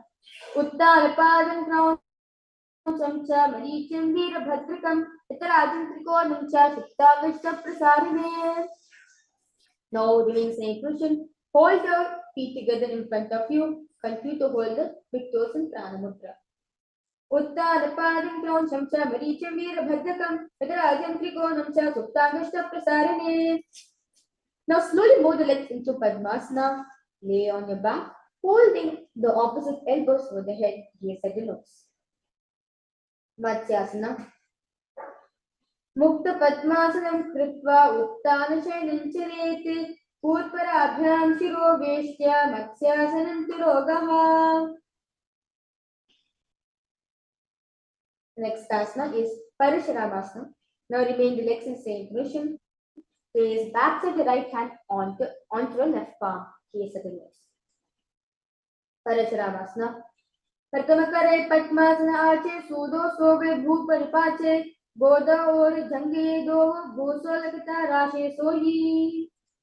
Now, while laying on your back, keep the legs in the Padmasana. Slowly lift the hips and legs up. Use hands for supporting. Gaze at the hips, elbows on the floor. Tuck the chin to the chest in the Jandra Bandha. Gaze at the nose in Sarvangasana. Adha Vakshetra Sankshepa Sarvangasana Muttamam. Yat Kritva Yogi Nitpuno Vidya Vispandito Yatha. Now relax yourself. Lie on your ground. Lie on your back. You can relax your legs from the Padmasana position. Now place one foot onto the opposite thigh. Lift the other knee towards the head. Extend the both arms straight. Hook the fingers forward. Gaze at the third eye in Vrishchikasana. Prathama Sudho Sishikesiki Samdhisudakhe. Let's now repeat Vrishchikasana on the other side. Prathama Sudho Sishikesiki Samdhisudakhe. Next asana is Vrishabhpadikshepasana. Now lay on your back. Interlace the fingers around the neck. Lift the both the feet off the ground, extending one leg straight and other knee to the chest. Alternate extending and raising the knee again and again. Vrishabhpadikshepasana. Uttan Shayan Kritva Anlo Bihi Kandra Bhadra Kopralparitam Bena. Next asana is Marottanasana. Now lay on your back. Lift the legs up one by one, touching the ears with the respective knees. Marottanasana. Shotanasanti Kritva Jano Par Yena Karyosan Spishet Marottanam Bhavati. Now, while laying on your back, face towards the feet flat on the ground, stand up, then sit back down. In Vrikasana. अतः उत्तानशयन कृत्वा पादलाभ्यां भूमि दृष्ट्वा उत्तिष्ठेत् विकासनं भवति. The next asana is Luthasana.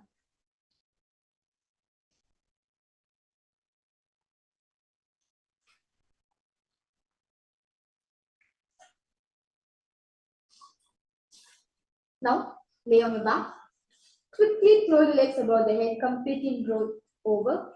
Finish in first position. Repeat this again and again in Luthasana.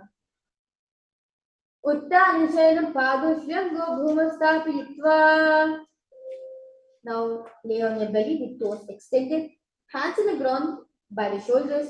Contract the lips, making a sound like a flute whistling while inhaling in Sarakasana. Vijashayanam kritva nabhim bhumardhayastam vadhyastabhyam. Now, raise yourself to a plank position. Jump legs forward and back between the arms in Ehal Lambhanasana. Hastadvam Bhadvatan Madhya Karnadvam Udaneva Bahini Atanahe Dehal Yulangharam Bhavati. Now, from standing position, bend forward, place the hands on the mat, walk front and back in Jatyasana. Atan Jatyasana Vaksha Yene Jatismaro. Hastagre bhumo cha gamanam sataha.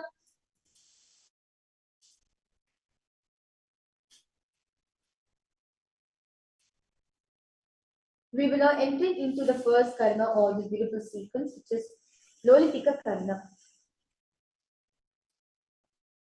Now, sit in Narmandi, the half squatting position. Now, shift the move the arm across body, then bring it back to the center. Tilt the head back, open up the chest up towards the sky, move the head in all directions, slowly pick a karanam.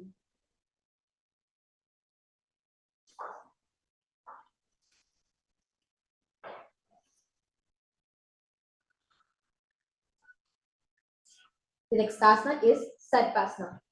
Stand tall, arms to the side, hands touching the thighs in Shambhaya Mudra. Visualize your Kundalini Devi raising and curling upwards around the wall in Sarpasana. Atha Sarpasam Vakshe Vayupanaya Kevalam Sharira Dhandavattishte Rajobhandastapadayoho. Now while standing, place all fingers on the mat, then stand on the feet. Feet on the fist, begin to move and walk like a camel. Ushta Sadanasana. Mushti Kanishtika Pradeshe Bhumardhaya Uprapadesam Stapya. The next asana is Ashwasana. Now remain in the same position. Begin to go and walk like a horse, as you visualize yourself as a horse in your inner space. Mushti Kalistika Padeshe Bhova Idhaya Uprapajati Samstapya. The next asana is Kapod Nikatasana. Now stand straight. Interlace the fingers behind the back in the Parshamudra and pull them down towards the calf. Open up the chest. Visualize yourself as a soaring bird diving. Kapod Nikatasana. पाद्ये भुवनुधाय कृष्णभाग्यहस्तो जङ्गापर्यन्तं दत्वा कपोतनिकटं भवति. We were entering into the next karanam, which is the Tala Pushpabhutam karanam. Now, stand tall, palms together in Namaskar Mudra. Gently bend the knees, keeping your toes pointing up, outwards. Simultaneously open up the palms, place one heel off from the ground. Slightly lowering the waist and shoulders of the respective heel. Visualize holding and offering a bouquet of flowers to Paramashiva in this beautiful karanam.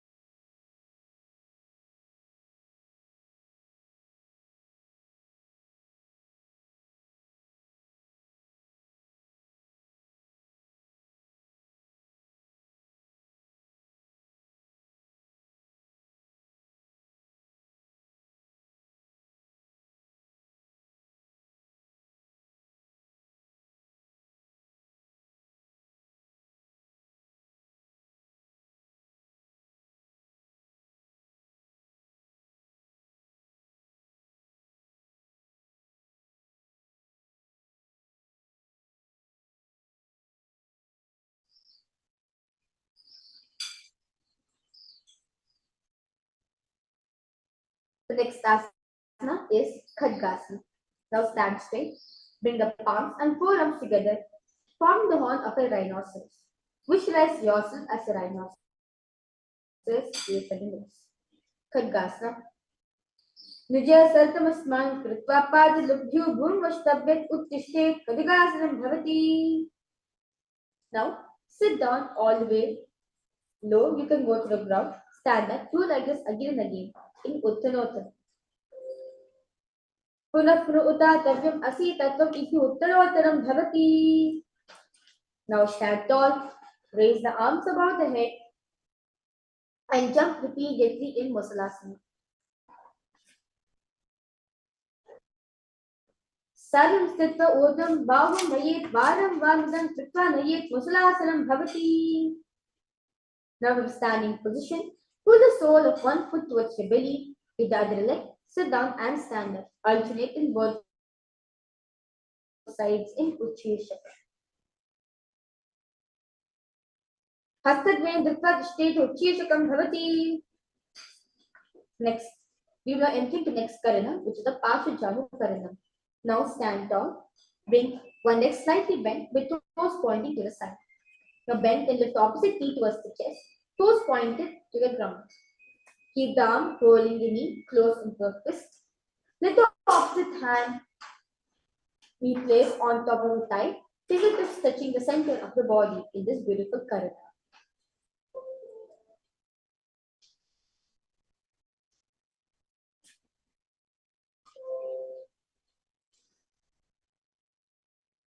The next asana is Tandavasana. Now on your one leg, lower the body to the mat, then stand straight. Lift the raised leg to the opposite side. Tandavasana. Eke pade stadavyam Tandavasana bhavati. Now place the left foot on your inner right thigh. Stand erect on your mat like a rod. Brahmanasana. Brahmanasana bhakshe yakritva brahmano bhavet. Now stand tall. Wrap the left leg over and around the right knee. Tuck the left toes on the other side of the right calf. Simultaneously cross the left arm below the right and bring the palms together in Namaskar Mudra in Garudasana 3. Uttarapurvapitesya senhe garudameva cha vatayanam bhomukam cha bharadvajam trivikramam. Now stand straight on your right leg. Place the left foot on the opposite thigh. Hands relaxed by the knees in Ekapadasana. Dakshabhimvapadasya jungopari cha yah panim janupasayoho spushet purvataram hrinam. Now hold the big toe of the left foot, straighten it out to the side, rotate your body quickly on your right leg, which is standing, on which you are standing on. Dhruvasana. Eken hastete tanturupase ekasya parisyadram dhritva. Now lift the left foot behind the neck and stand tall, alternate between sitting and standing in Trivikramasana. Griva impulses stapya tabhya uta tabhya Trivikramasanam bhavati. Let's now repeat the beautiful Pashujani Karanam on the other side.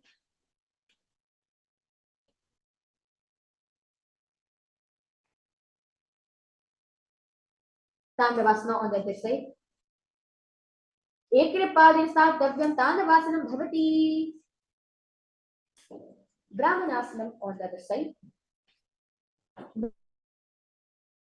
Brahmanasana bhakshe yakritva brahmano bhavet ekapado dadva tishtedhanta kutirbhuvi. Garudasana 3 on the other side. Uttanapurna pitesya senhe garudameva cha vatayanam bhomukam cha bharadvajam trivikramam.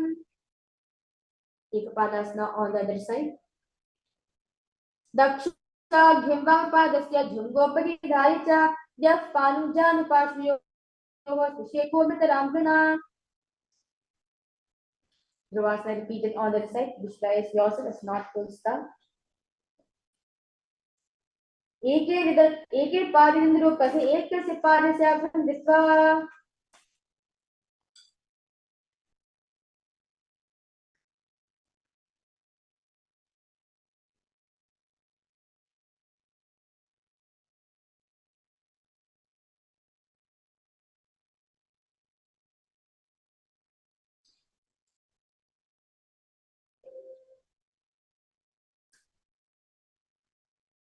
Let's now repeat Trivikramasana on the other side. Ekare Diva impulses stapya tabhya tabhya Trivikramasanam bhavati. Now relax yourself into the Samanaka Karana. Stand on the feet, close together, toes pointing slightly out. Keep both the hands to the side of the body. As you inhale and exhale, as slow as possible and as deeply as possible in Samanaka Karana.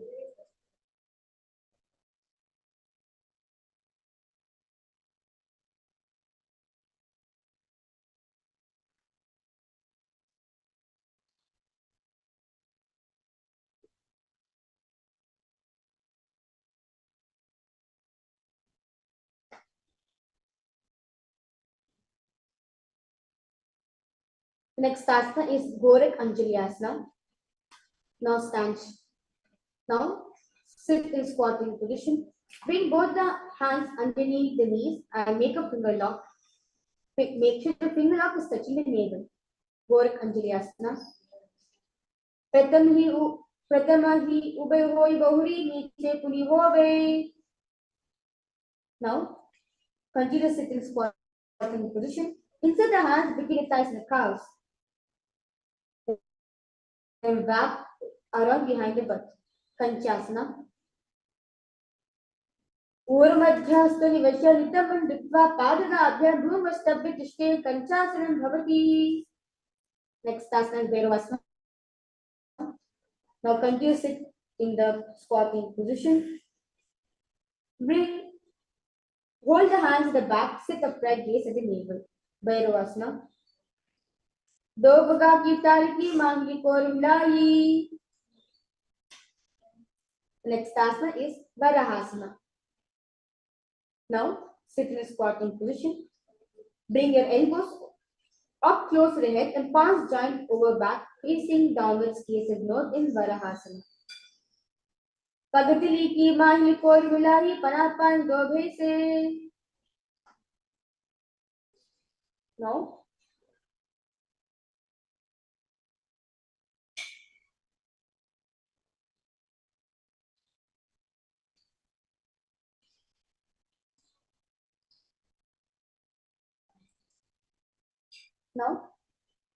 bring your hips to the same level as your knees. Let your fingertips touch the mat in front of you. In Tripratasana.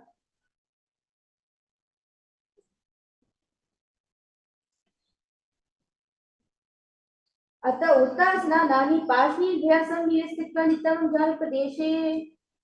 Now place hands on the mat with fingers wide. Place your knees on back of the arms, eyes forward. Slowly lift your legs up to the iron Bakasana. Hastabhyam Maunivastabhya Janajam Nabho Samnilya. Next asana is Shushtanga Kapalyasana. Kneel down, head on the ground. Palms spread for support. Raise the body on your head. Move the legs into the Padmasana position. Asana Kaugana Kapala Acho Hoyi. Now relax yourself on the ground.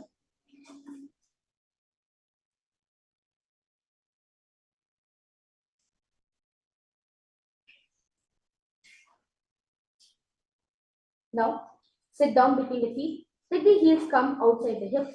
Hands on the knees. Sit straight, gaze at the nose. Guptasana. Jano Gorantare Pada Kritva Pado Chagopayet. The next asana is Vrikshasana.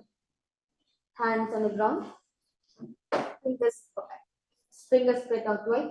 Slowly lift the body up. Visualize you're a tree with deep roots in the ground in Vrikshasana 2.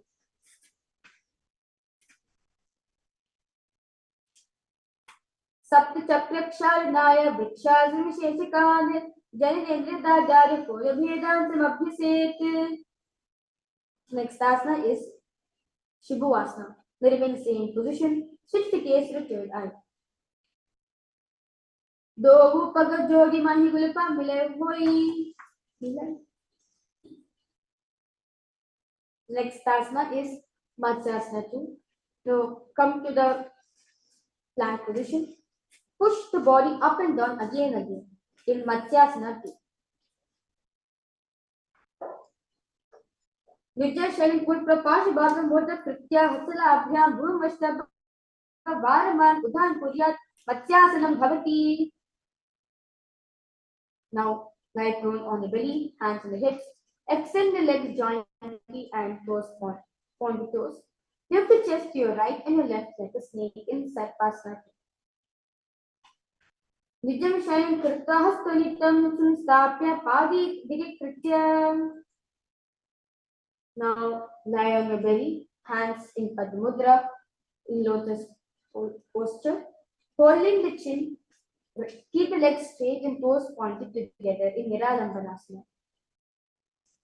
Karabhyam pankajam kritva ishte purparaya siddhi mukhamannamanan nucche Niralambanamasanam. Next asana is Chakrasana. Now place the hands flat on a mat in front of you. Straighten the arms and bend the knees. Bring the feet towards the upper back. Lift up the head and the chest in Chakrasana. Atyasana Stitva Hasata Abhya Bhurvashtabhya Liya Chakrasanam Bhavati. Sit on the knees with top of the feet flat on the mat. Bring your butt onto the heels. Now stitch the arms in front of you, palms facing down. Place forward on the mat in Vajrasana. Idani Garbhini Nam Yoga Bhyaso Yathalubu Shuka Prashvala Bhaya Prochite Praknepati. Next asana is Meshasana. Now raise yourself to the Gajasana position. Alternate striking the ground with your hands in Meshasana. Gajasana Sanjito Ekam Pam Bhupota Diyet Meshasanam Bhavati. Now from Gajasana, lift the legs into the air. Slowly bring the forehead to the ground in Ajasana.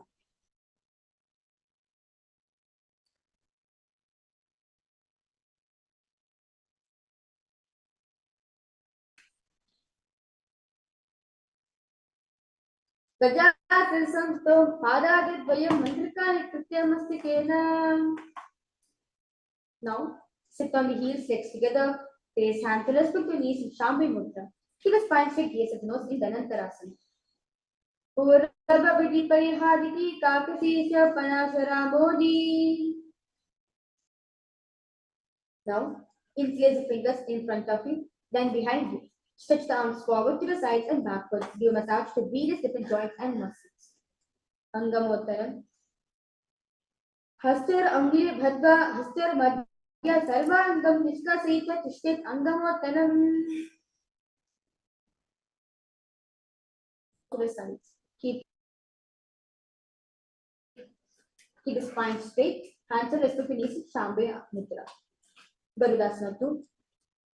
Jangorabhyam Adharam Pija Sikayod Jamuna Janu Prikaradhanda Gurudasana Muchate.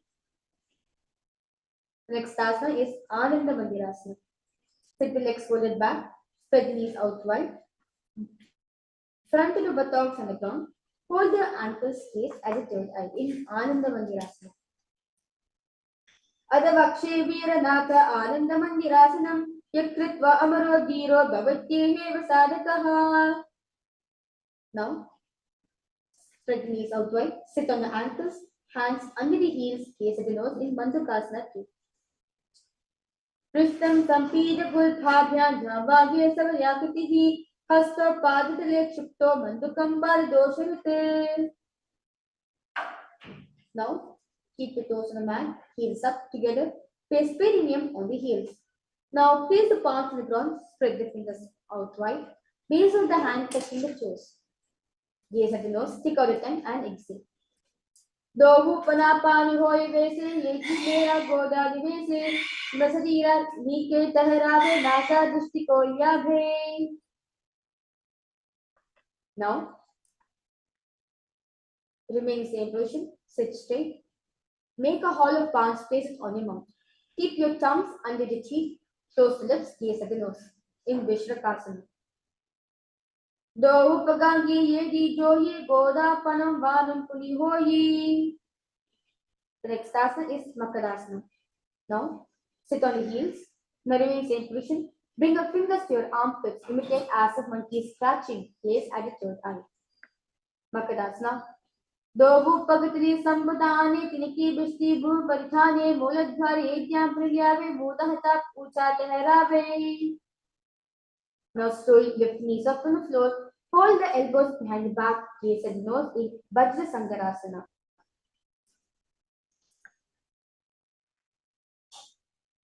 Pratama Panapani Hoy Vese, Dohu Iri Guda Nivese, Goda Ubha Rake Tire Adi Vaipasare Dhira. Keep the toes down, ankles crossed behind you, sit on the heels. Place palms on the mat to the sides in Kanjanasana. Kanjanasana Vakshe Yakritva Sustiro Bhavet, Prishte Padadvyam Bhatva Hasto Bhuma Pradharayet. Next asana is Purmasana. Now, with toes flat, cross the feet, place perineum on back of the heels. Keep spread the knees out wide, hands. Rest the hands on the respective knees in Purmasana. Gulpo Chavrasana Syadho Yukramena Samahito Rijikayashro Jiva Purmasana Kirtama. Now, with toes flat, cross the feet, place perineum on back of the heels. Gaze at the nose. as we visualize the supreme power of Hinduism in this asana in Yogasana. Gudam niyamya gulbhabhya viprameya samahitaha yogasanam bhavedeti iti yoga vido viduhu. Now stand on your knees, cross the ankles behind feet near the opposite knees, hold the clasp with the fingers inside and thumbs outside, gaze at its Yogasana. Godam vano bhai goda adhara ke dhoyi. Now in kneeling position, bend backwards, hold the ankles with your hands. Keep the arms straight, push the hips forward, tilt the head back in Ushtrasana 2. Vedantavrati dhadya samipari jupumanya kapo rashtrasana suryadhitasana. Now hold the soles of the feet, slowly lean back, bring the elbows down to the mat, back of the head on the mat. Gaze at the knees.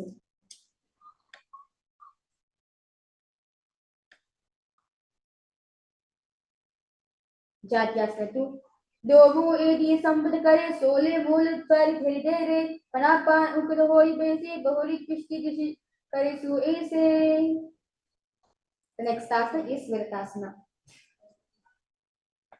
Now use support with your hands if needed. Rise up, then lean back and fetch your back to the ground. Do this again and again. Viratasana. Jangra Bhumo Nidhaya Jangodharya Urni Samstapya Prishtivansam Varan Spashete Viratasanam Bhavati.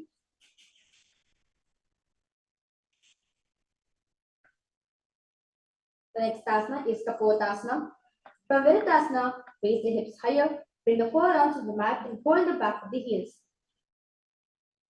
Bring the head in between the feet in Kapotasana. Meru Dantagrati Dhaja Samipari Huppaman Kapo Rashtrasana Bhasin Puryanita Asana. Now stand upright on your knees with toes tucked behind you. Hold the arms to the opposite hands, gaze and nose in Varasana. Janvi Bhova Samstapya Hastadvyam Bahu Parasparam Jitva Sarvam Kishti Varasanam Bhavati. Now keep the knees together, toes tucked. Lean forward, bring the elbows to the mat, hands holding the head. Heels on the butt in Varahasana 2.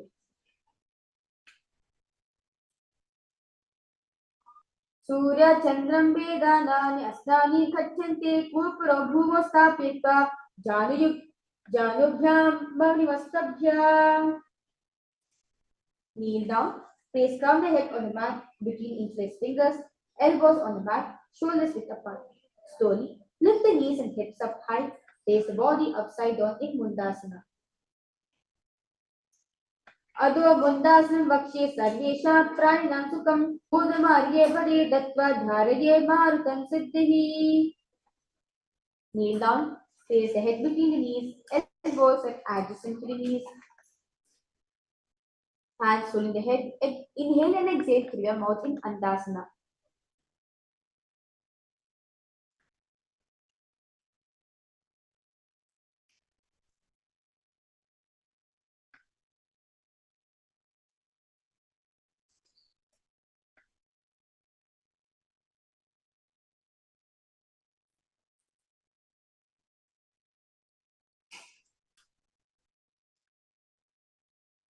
प्रथम पगतली समेत ठहरावे कौर मांगली उभे मिलावे पना पान कुद करे उकद करे भेसे दो इदी गुदा निवेसे. The next asana is Viparita Shalabhasana. Now lie on your belly, arms extend straight out. Lift the thighs, arms and chest off from the ground. Viparita Shalabhasana. Shalabhasana Vedasya Natu Berunda Namate Gandha Berunda Saite Srishadandasanam Tatha. Next asana is Kapalasana.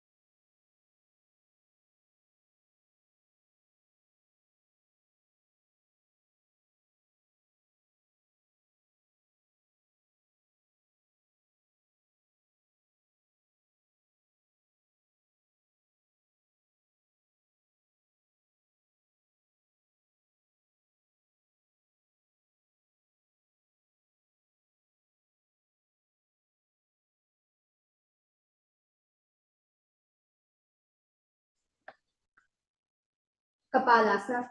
Kapalam Bhumadhyaya Udapadam Nagya Kapalasanam Bhavati. Next asana is Akasha Kapotasana. Lie on the stomach, hands by the side. Lift the legs above the head and slowly place the feet on the mat in front of the head. Keep the palms flat on the mat behind you. Ushtrasya Siddha Charano Bhumar Tapya Matsukopri Nitva. Now sit on your knees. Bring the chest down so navel touches the knees. Keep the hands flat on the mat, forearms on the ground. Be sturdy in Chatakasana. Purparaparyanta hasto dharamastapya jnani navasam kuchitishketam Chatakasanam bhavati. Now kneel down, hands and elbows on the mat. Raise the legs and bend the back to touch the feet on the head. Lift the chin and hold in Vrishchikasana too. Vrishchiva pucha parimanga pasni jitva shishire chidgam vidayako yette vishantasthi sarikasta vishavaham Vrishchika samyamasanam.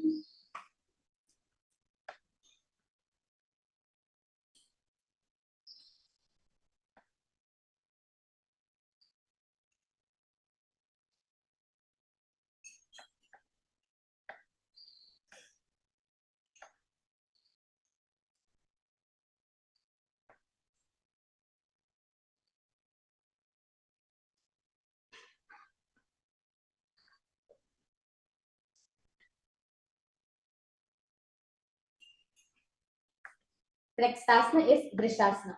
Now place perineum down on the right knee. Keep left foot outside the hip, ankle to the side. Place hands on the mat, resembling a bull. Vrishasana. Yam gulpe pad mole bhava bhagye padetaram.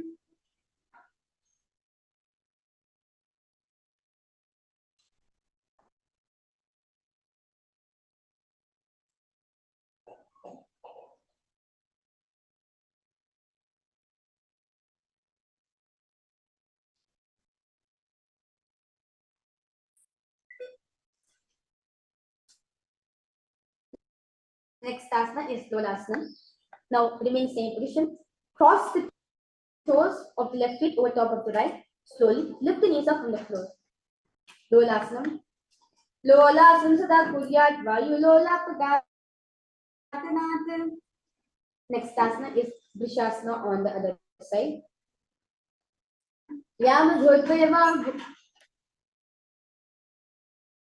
Yam Gulpe Pada Mole Vama Bhagya Padetaram Viparitam Speshe Gumam Vishasedam Bhavati.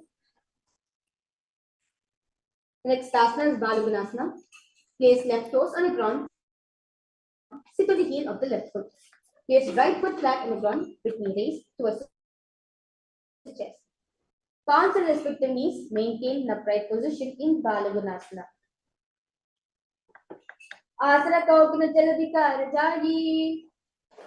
Now squat your feet flat on the mat. Bring the elbows under the thighs and wrap the hands around the shin. Hold onto the ankles from the outside in Grahasana. Padadle Bhova Sanstapya Jandu Madhye Putro Stapya Hastabhyam Vatsa Pradesha Dritva Tishtete Grahasanam Bhavati. Just now repeat Balugunasana on the other side. Asana Kaugana Jaladika Rajaji. Now, squat and toes with heels up and knees off on the mat. Place perineum on the heels. Hands to respect the knees in the Ishambe Mudra. Keep the spine upright in Utkatasana. Yujastijosti yata urajana yatrasne padlopari. Now, sit on toes with perineum on the heels and soles together. Spread the knees out wide. Hold the opposite elbows behind the back. Vajra Sangarasana too. Pratama Panapani Hoy Jese, Dohu Eji Kuda Nivese, Goda Mudha Raki Tere, Ade Vaipasare Hira. The next asana is Anirasana.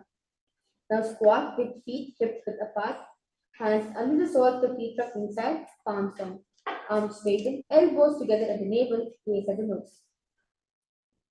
Dohu Hatum Bhut Paritani, Kahuni Chari Nabalaga Ane.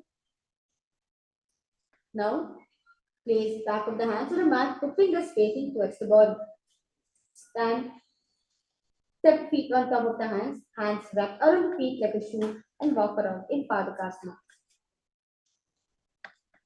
Hastitalo Padale Kripa Dishti Gache Padakasanam Bhavati. Now place palms on the mat. Raise both the feet upwards into the air. Take them forward down. So like this again and again in Kukudodana.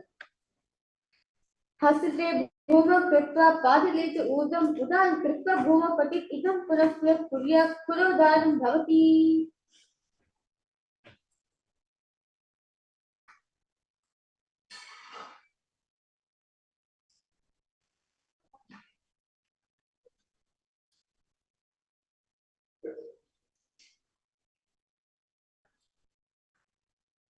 The next asana is Viparita Nityasana. Now place hands on the mat. Raise the legs upwards into a handstand position. Move around on the two hands as if you are dancing. Viparita Nityasana. Hatitala Abhyam Bhumash Tabya Udam Padagri Kurvan. Hatitala Abhyam Natyanam Kartavyam Viparita Nityam Bhavati. Now relax yourself. Stand on your mat. Separate the feet, place one palm down on the mat with arms raised. Bring the opposite hand to the head. Be stable. Kunjarasana. Adavakshir Mahadeva Kunjarasana Muttamam Karnekeda Padabhyam Bhumotishte Shiraktaraha.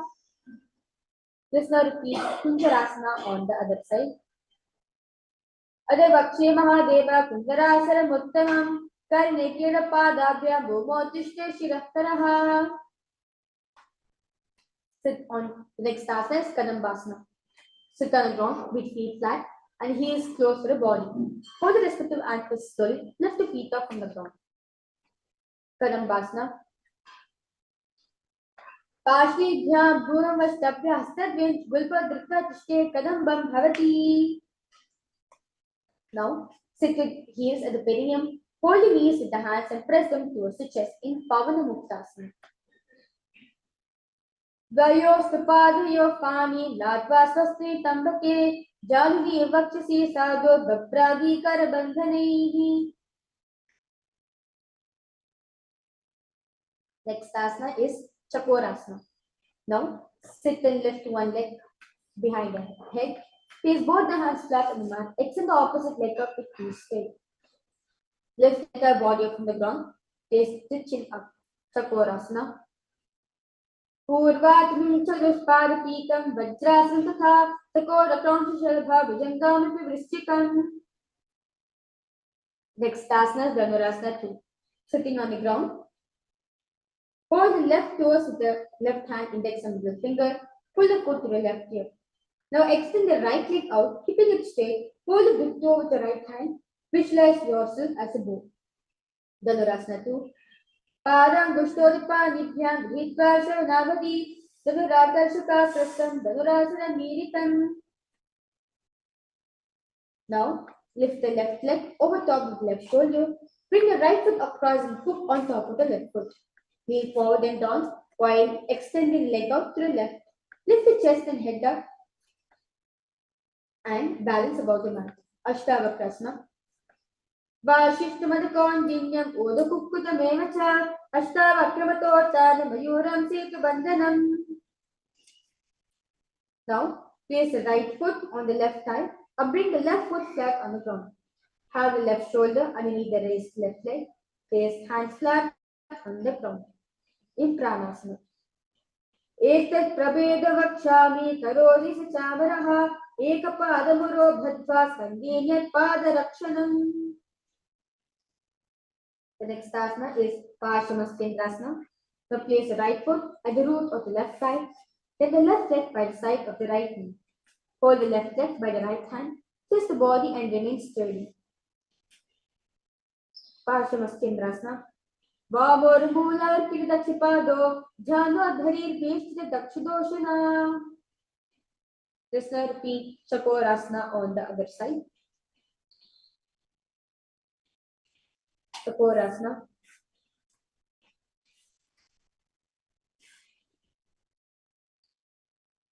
Purvatim Chadushpadapitam Vajrasan Tatha Chakorakram Shalabha Vajangam Vrishchikam.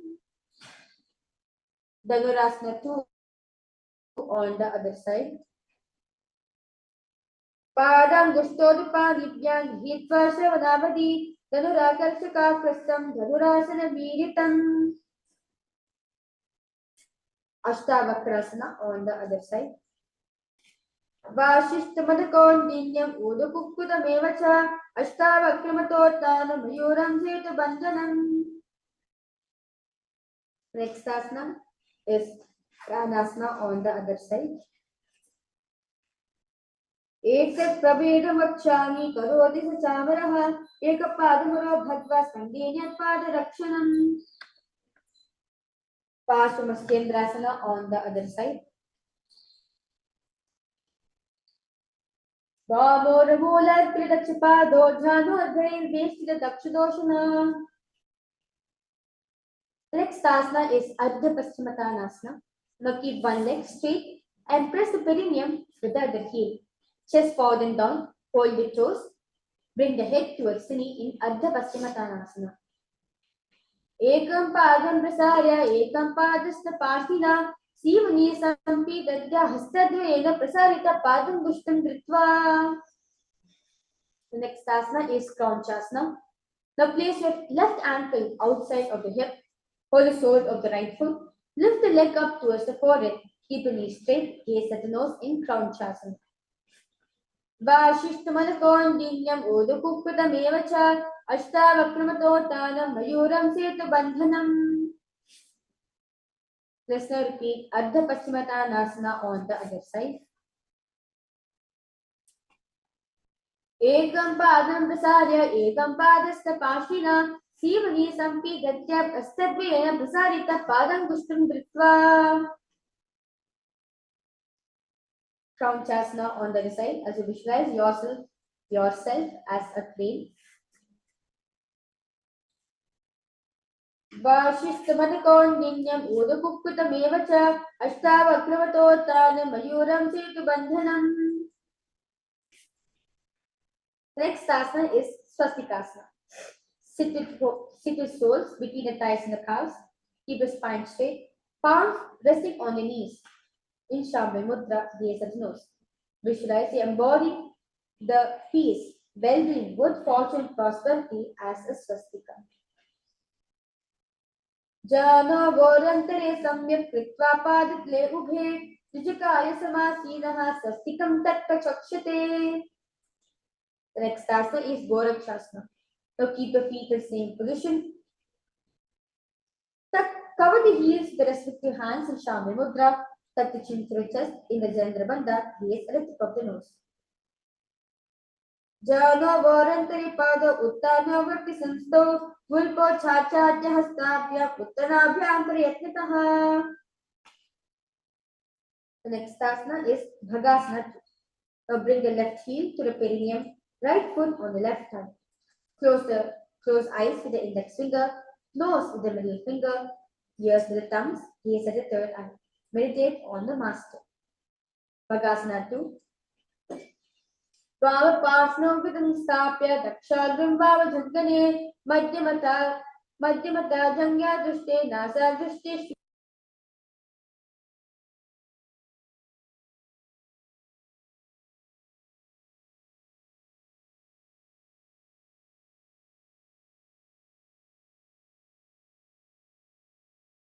shramaihi. The next asana is Yogasana 2.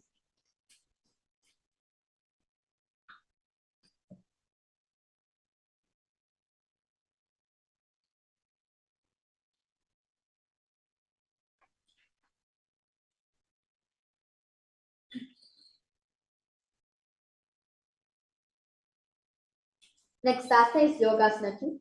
Now place feet on top of the opposite knees. Place hands on the ground, palms facing upwards. Keep the spine straight, gaze at the nose in Yogasana 2.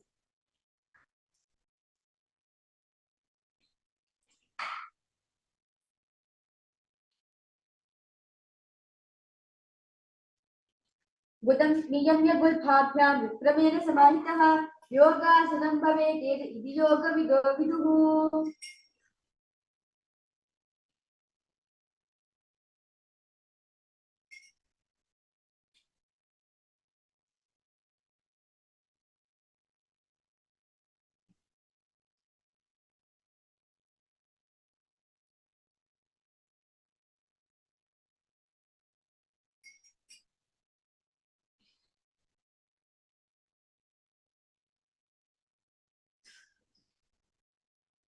The next asana is Bhagasana 2. Sorry. The next asana is Urdhva Kukutasana.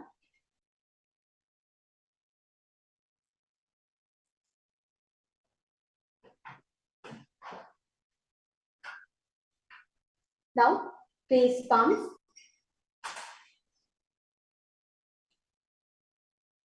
Place hands flat on the mat beside the body.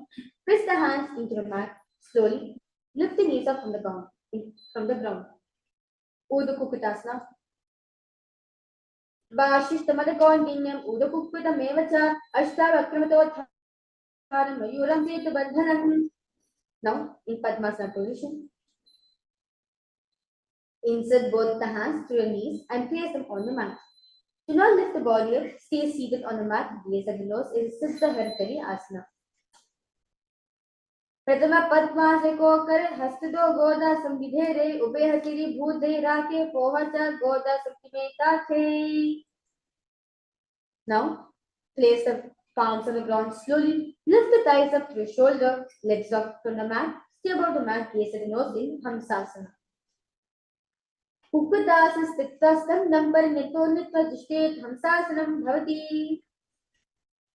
Now from Padmasana, while sitting, reach the hands behind the body. Interlace the fingers. Bring the forehead to the floor. Gaze at the nose. Karmukasana. Pratama Padmasana ko kare goda samti mahi kar dhere tarfa dusri kare do aane kone upara sambiletane. Now raise yourself up from Padmasana. Insert both the hands through thighs and the calves. Bend the elbows. Pull your wrists with your shoulders with your hands in Shambhava Mudra. Kurmasana 2. Bhami janga par dachna pava dahiri janga par ba mayava pahalya ansagha lehata. Now bend the head down, tuck the chin to your chest, then Chandrabandha. Gaze at his nose in Granthi Vedasana. Atha vakshe Neelakanta Granthi Vedasanam Shubham Jnatva Rudro Bhavet Kshipram Sukshvavayu Nishevanat. Now relax yourself, lift your head up.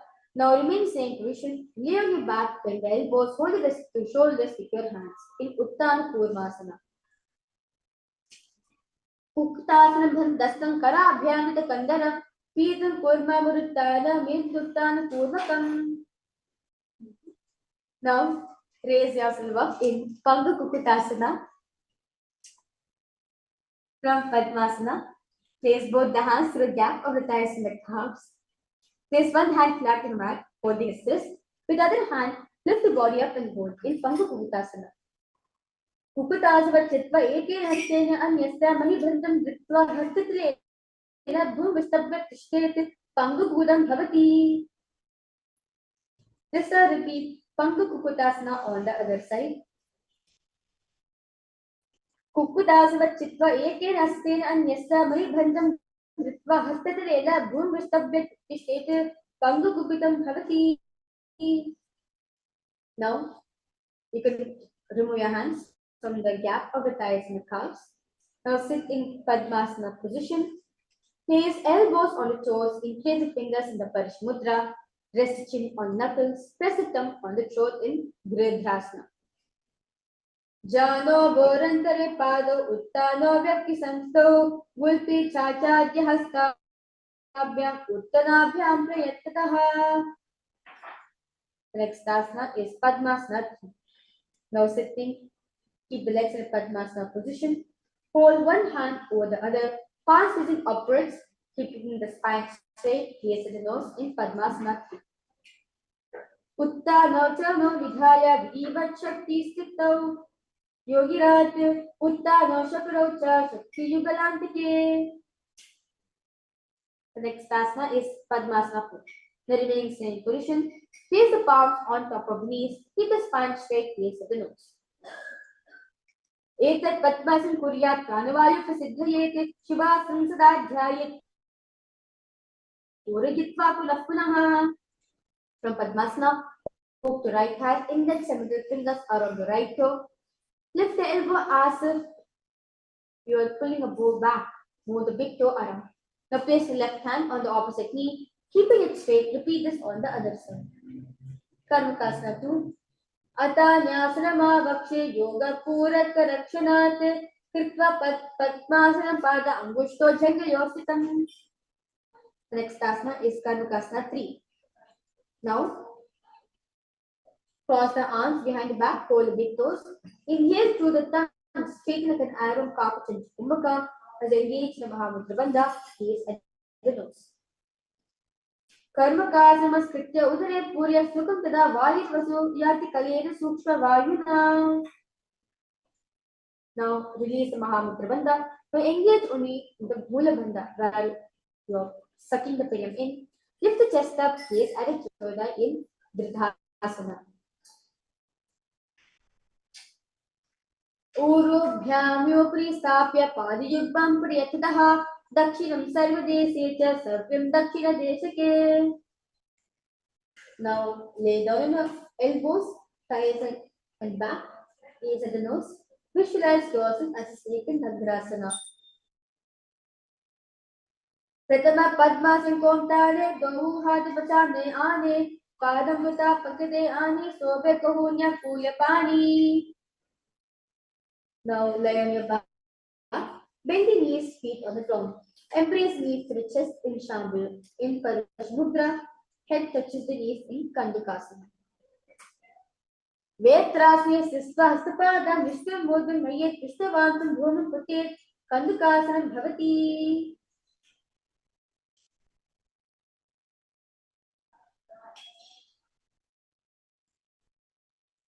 The next task is Urdhva Pavanasana. Now place soles of the feet on the ground. Hands interlock under the head in Shambhala Mudra, gaze at the nose.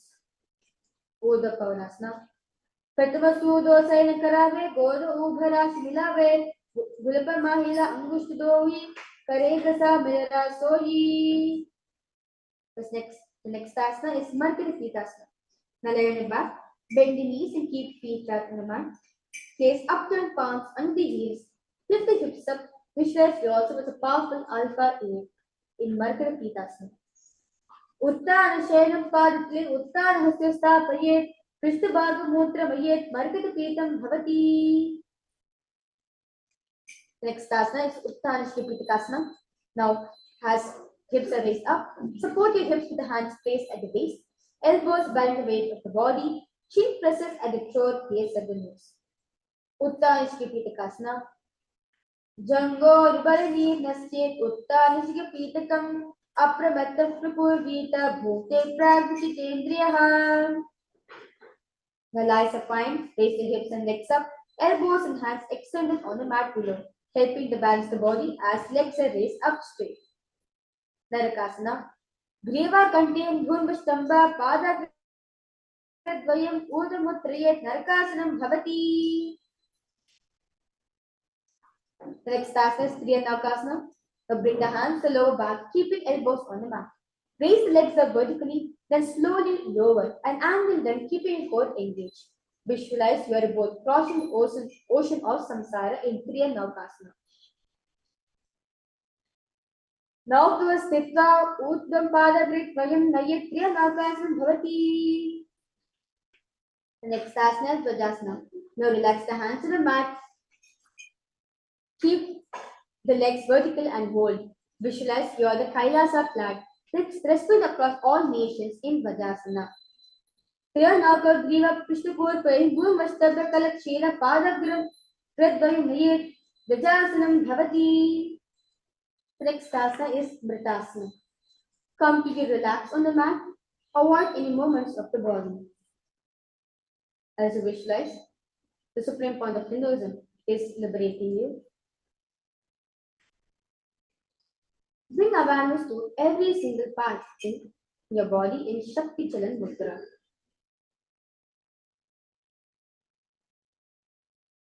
Mritasana. Uttanam Shavabhat Bhumau Chayanam Shavasana. Shavasanam Shramaharam Chitta Vishranti Karakam. Continue to chant the Mahavakya in your inner space with your whole body. vibrate with the frequency Suprabhatam, of wake the up song Mahavakya. for Paramashiva to wake up in you. Just remember this one powerful cognition. This Mahavagya puts me in Samadhi. This is spiritual lullaby for Samadhi. And Suprabhatam, wake up song for Paramashiva in me. For Paramashiva to manifest. With this one spiritual powerful cognition, chant this Mahavagya.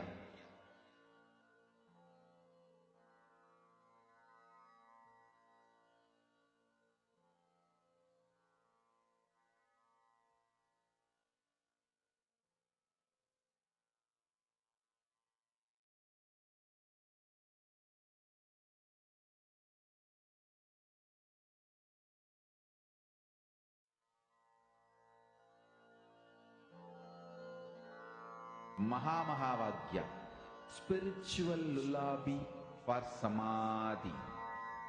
And Suprabhatam, wake up call, wake up song for Paramashiva.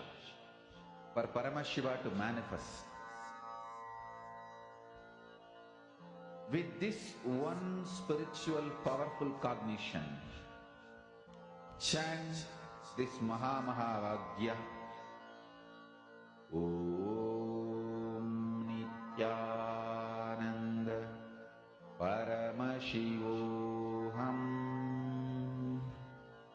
Om Nithyananda Paramashivoham. Om Nithyananda Paramashivoham. Om Nithyananda Paramashivoham. Om Nithyananda Paramashivoham. Om Nithyananda Paramashivoham. Om Nithyananda Paramashivoham. Om Nithyananda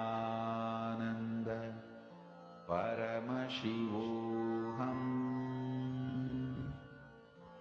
Om Nithyananda Paramashivoham. Om Nithyananda Paramashivoham. Om Nithyananda Paramashivoham. Om Nithyananda Paramashivoham. Om Nithyananda Paramashivoham. Om Nithyananda Paramashivoham.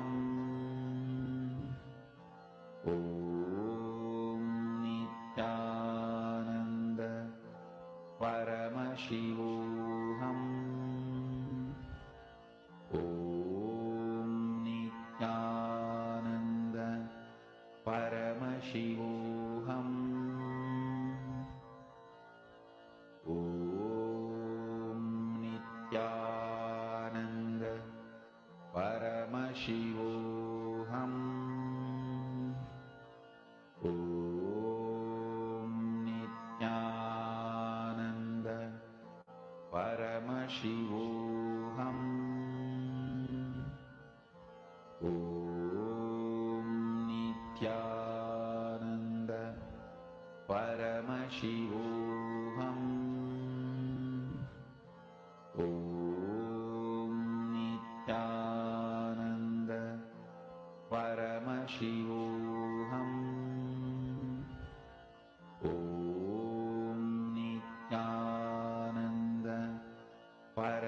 Paramashivoham Om Nithyananda Paramashivoham Om Nithyananda Paramashivoham Om Nithyananda Paramashivoham Om Nithyananda Paramashivoham Om Nithyananda Paramashivoham Om Nithyananda Paramashivoham Om Nithyananda Paramashivoham Om Nithyananda Paramashivoham Om Nithyananda Paramashivoham Om Nithyananda Paramashivoham Om Nithyananda Paramashivoham Om Nithyananda Paramashivoham Om Nithyananda Paramashivoham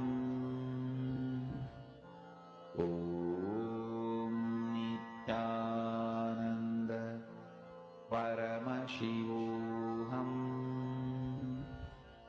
Om Nithyananda Paramashivoham Om Nithyananda Paramashivoham Om Nithyananda Paramashivoham Now, Om Nithyananda. start to wiggle your toes and your fingers. And raise yourself to a comfortable seated position. Yes. Congratulations for all the participants. You have finished the Divya Vinyasa Krama sequence, which is the totally of 308 asanas. With this, I'll be concluding this beautiful yoga session with the Purna Mantra. I request all of you to sit in a cross-legged position with your head, neck, and spine straightened. Bring the palms in front of your heart in Namaskar Mudra. Close your eyes. We'll be concluding this session with the Purna Mantra. Om Purnamadah Purnamidam Purnat Purnamudachyate Purnasya Purnamadaya Purnamevavashishyate. Om Shanti Shanti Shanti Hari Om Tat Sat. Sarvam Bhagavat Shri Nithyananda Paramashiva Padukarpanamastu. Om Nithyanandam. Thank you, everyone.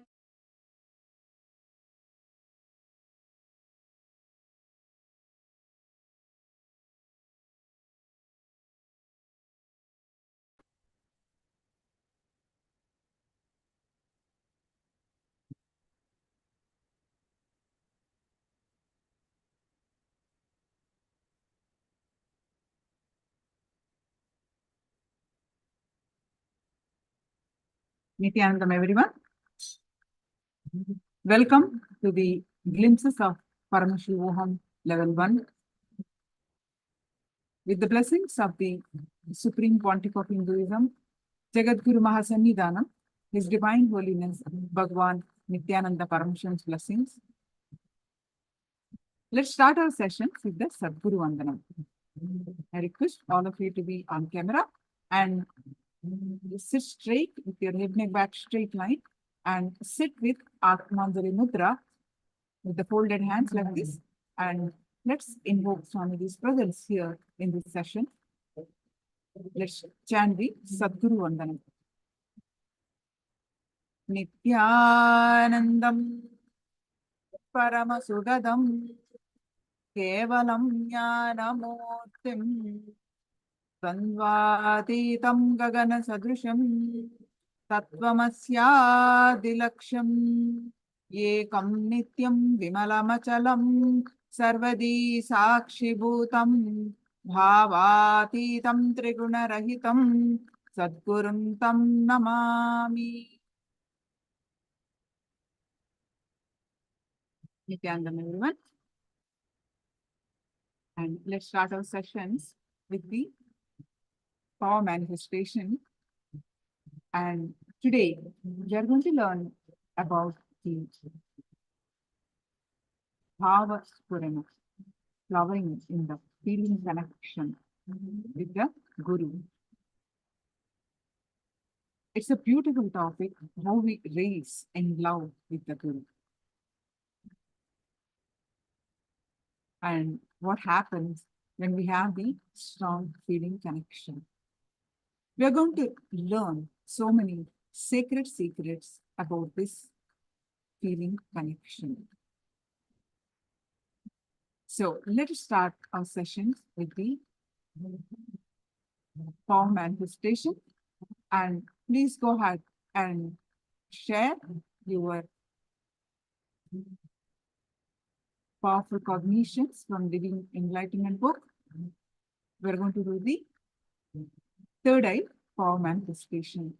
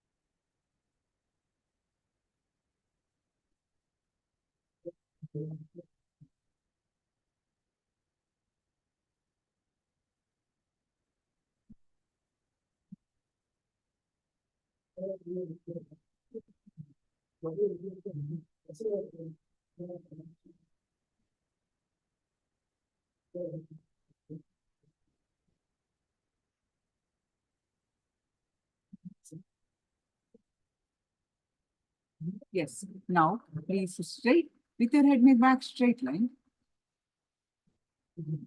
Bring your awareness to your third eye and fill your inner space with Swamiji's form.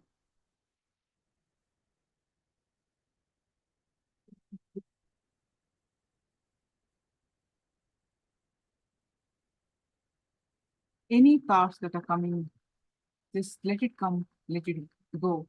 You bring your awareness to your third eye again and again. And start chanting the Mahavakya with this space. Om Nithyananda Paramashivoham. Start chanting the Mahavakya and experience the space of oneness.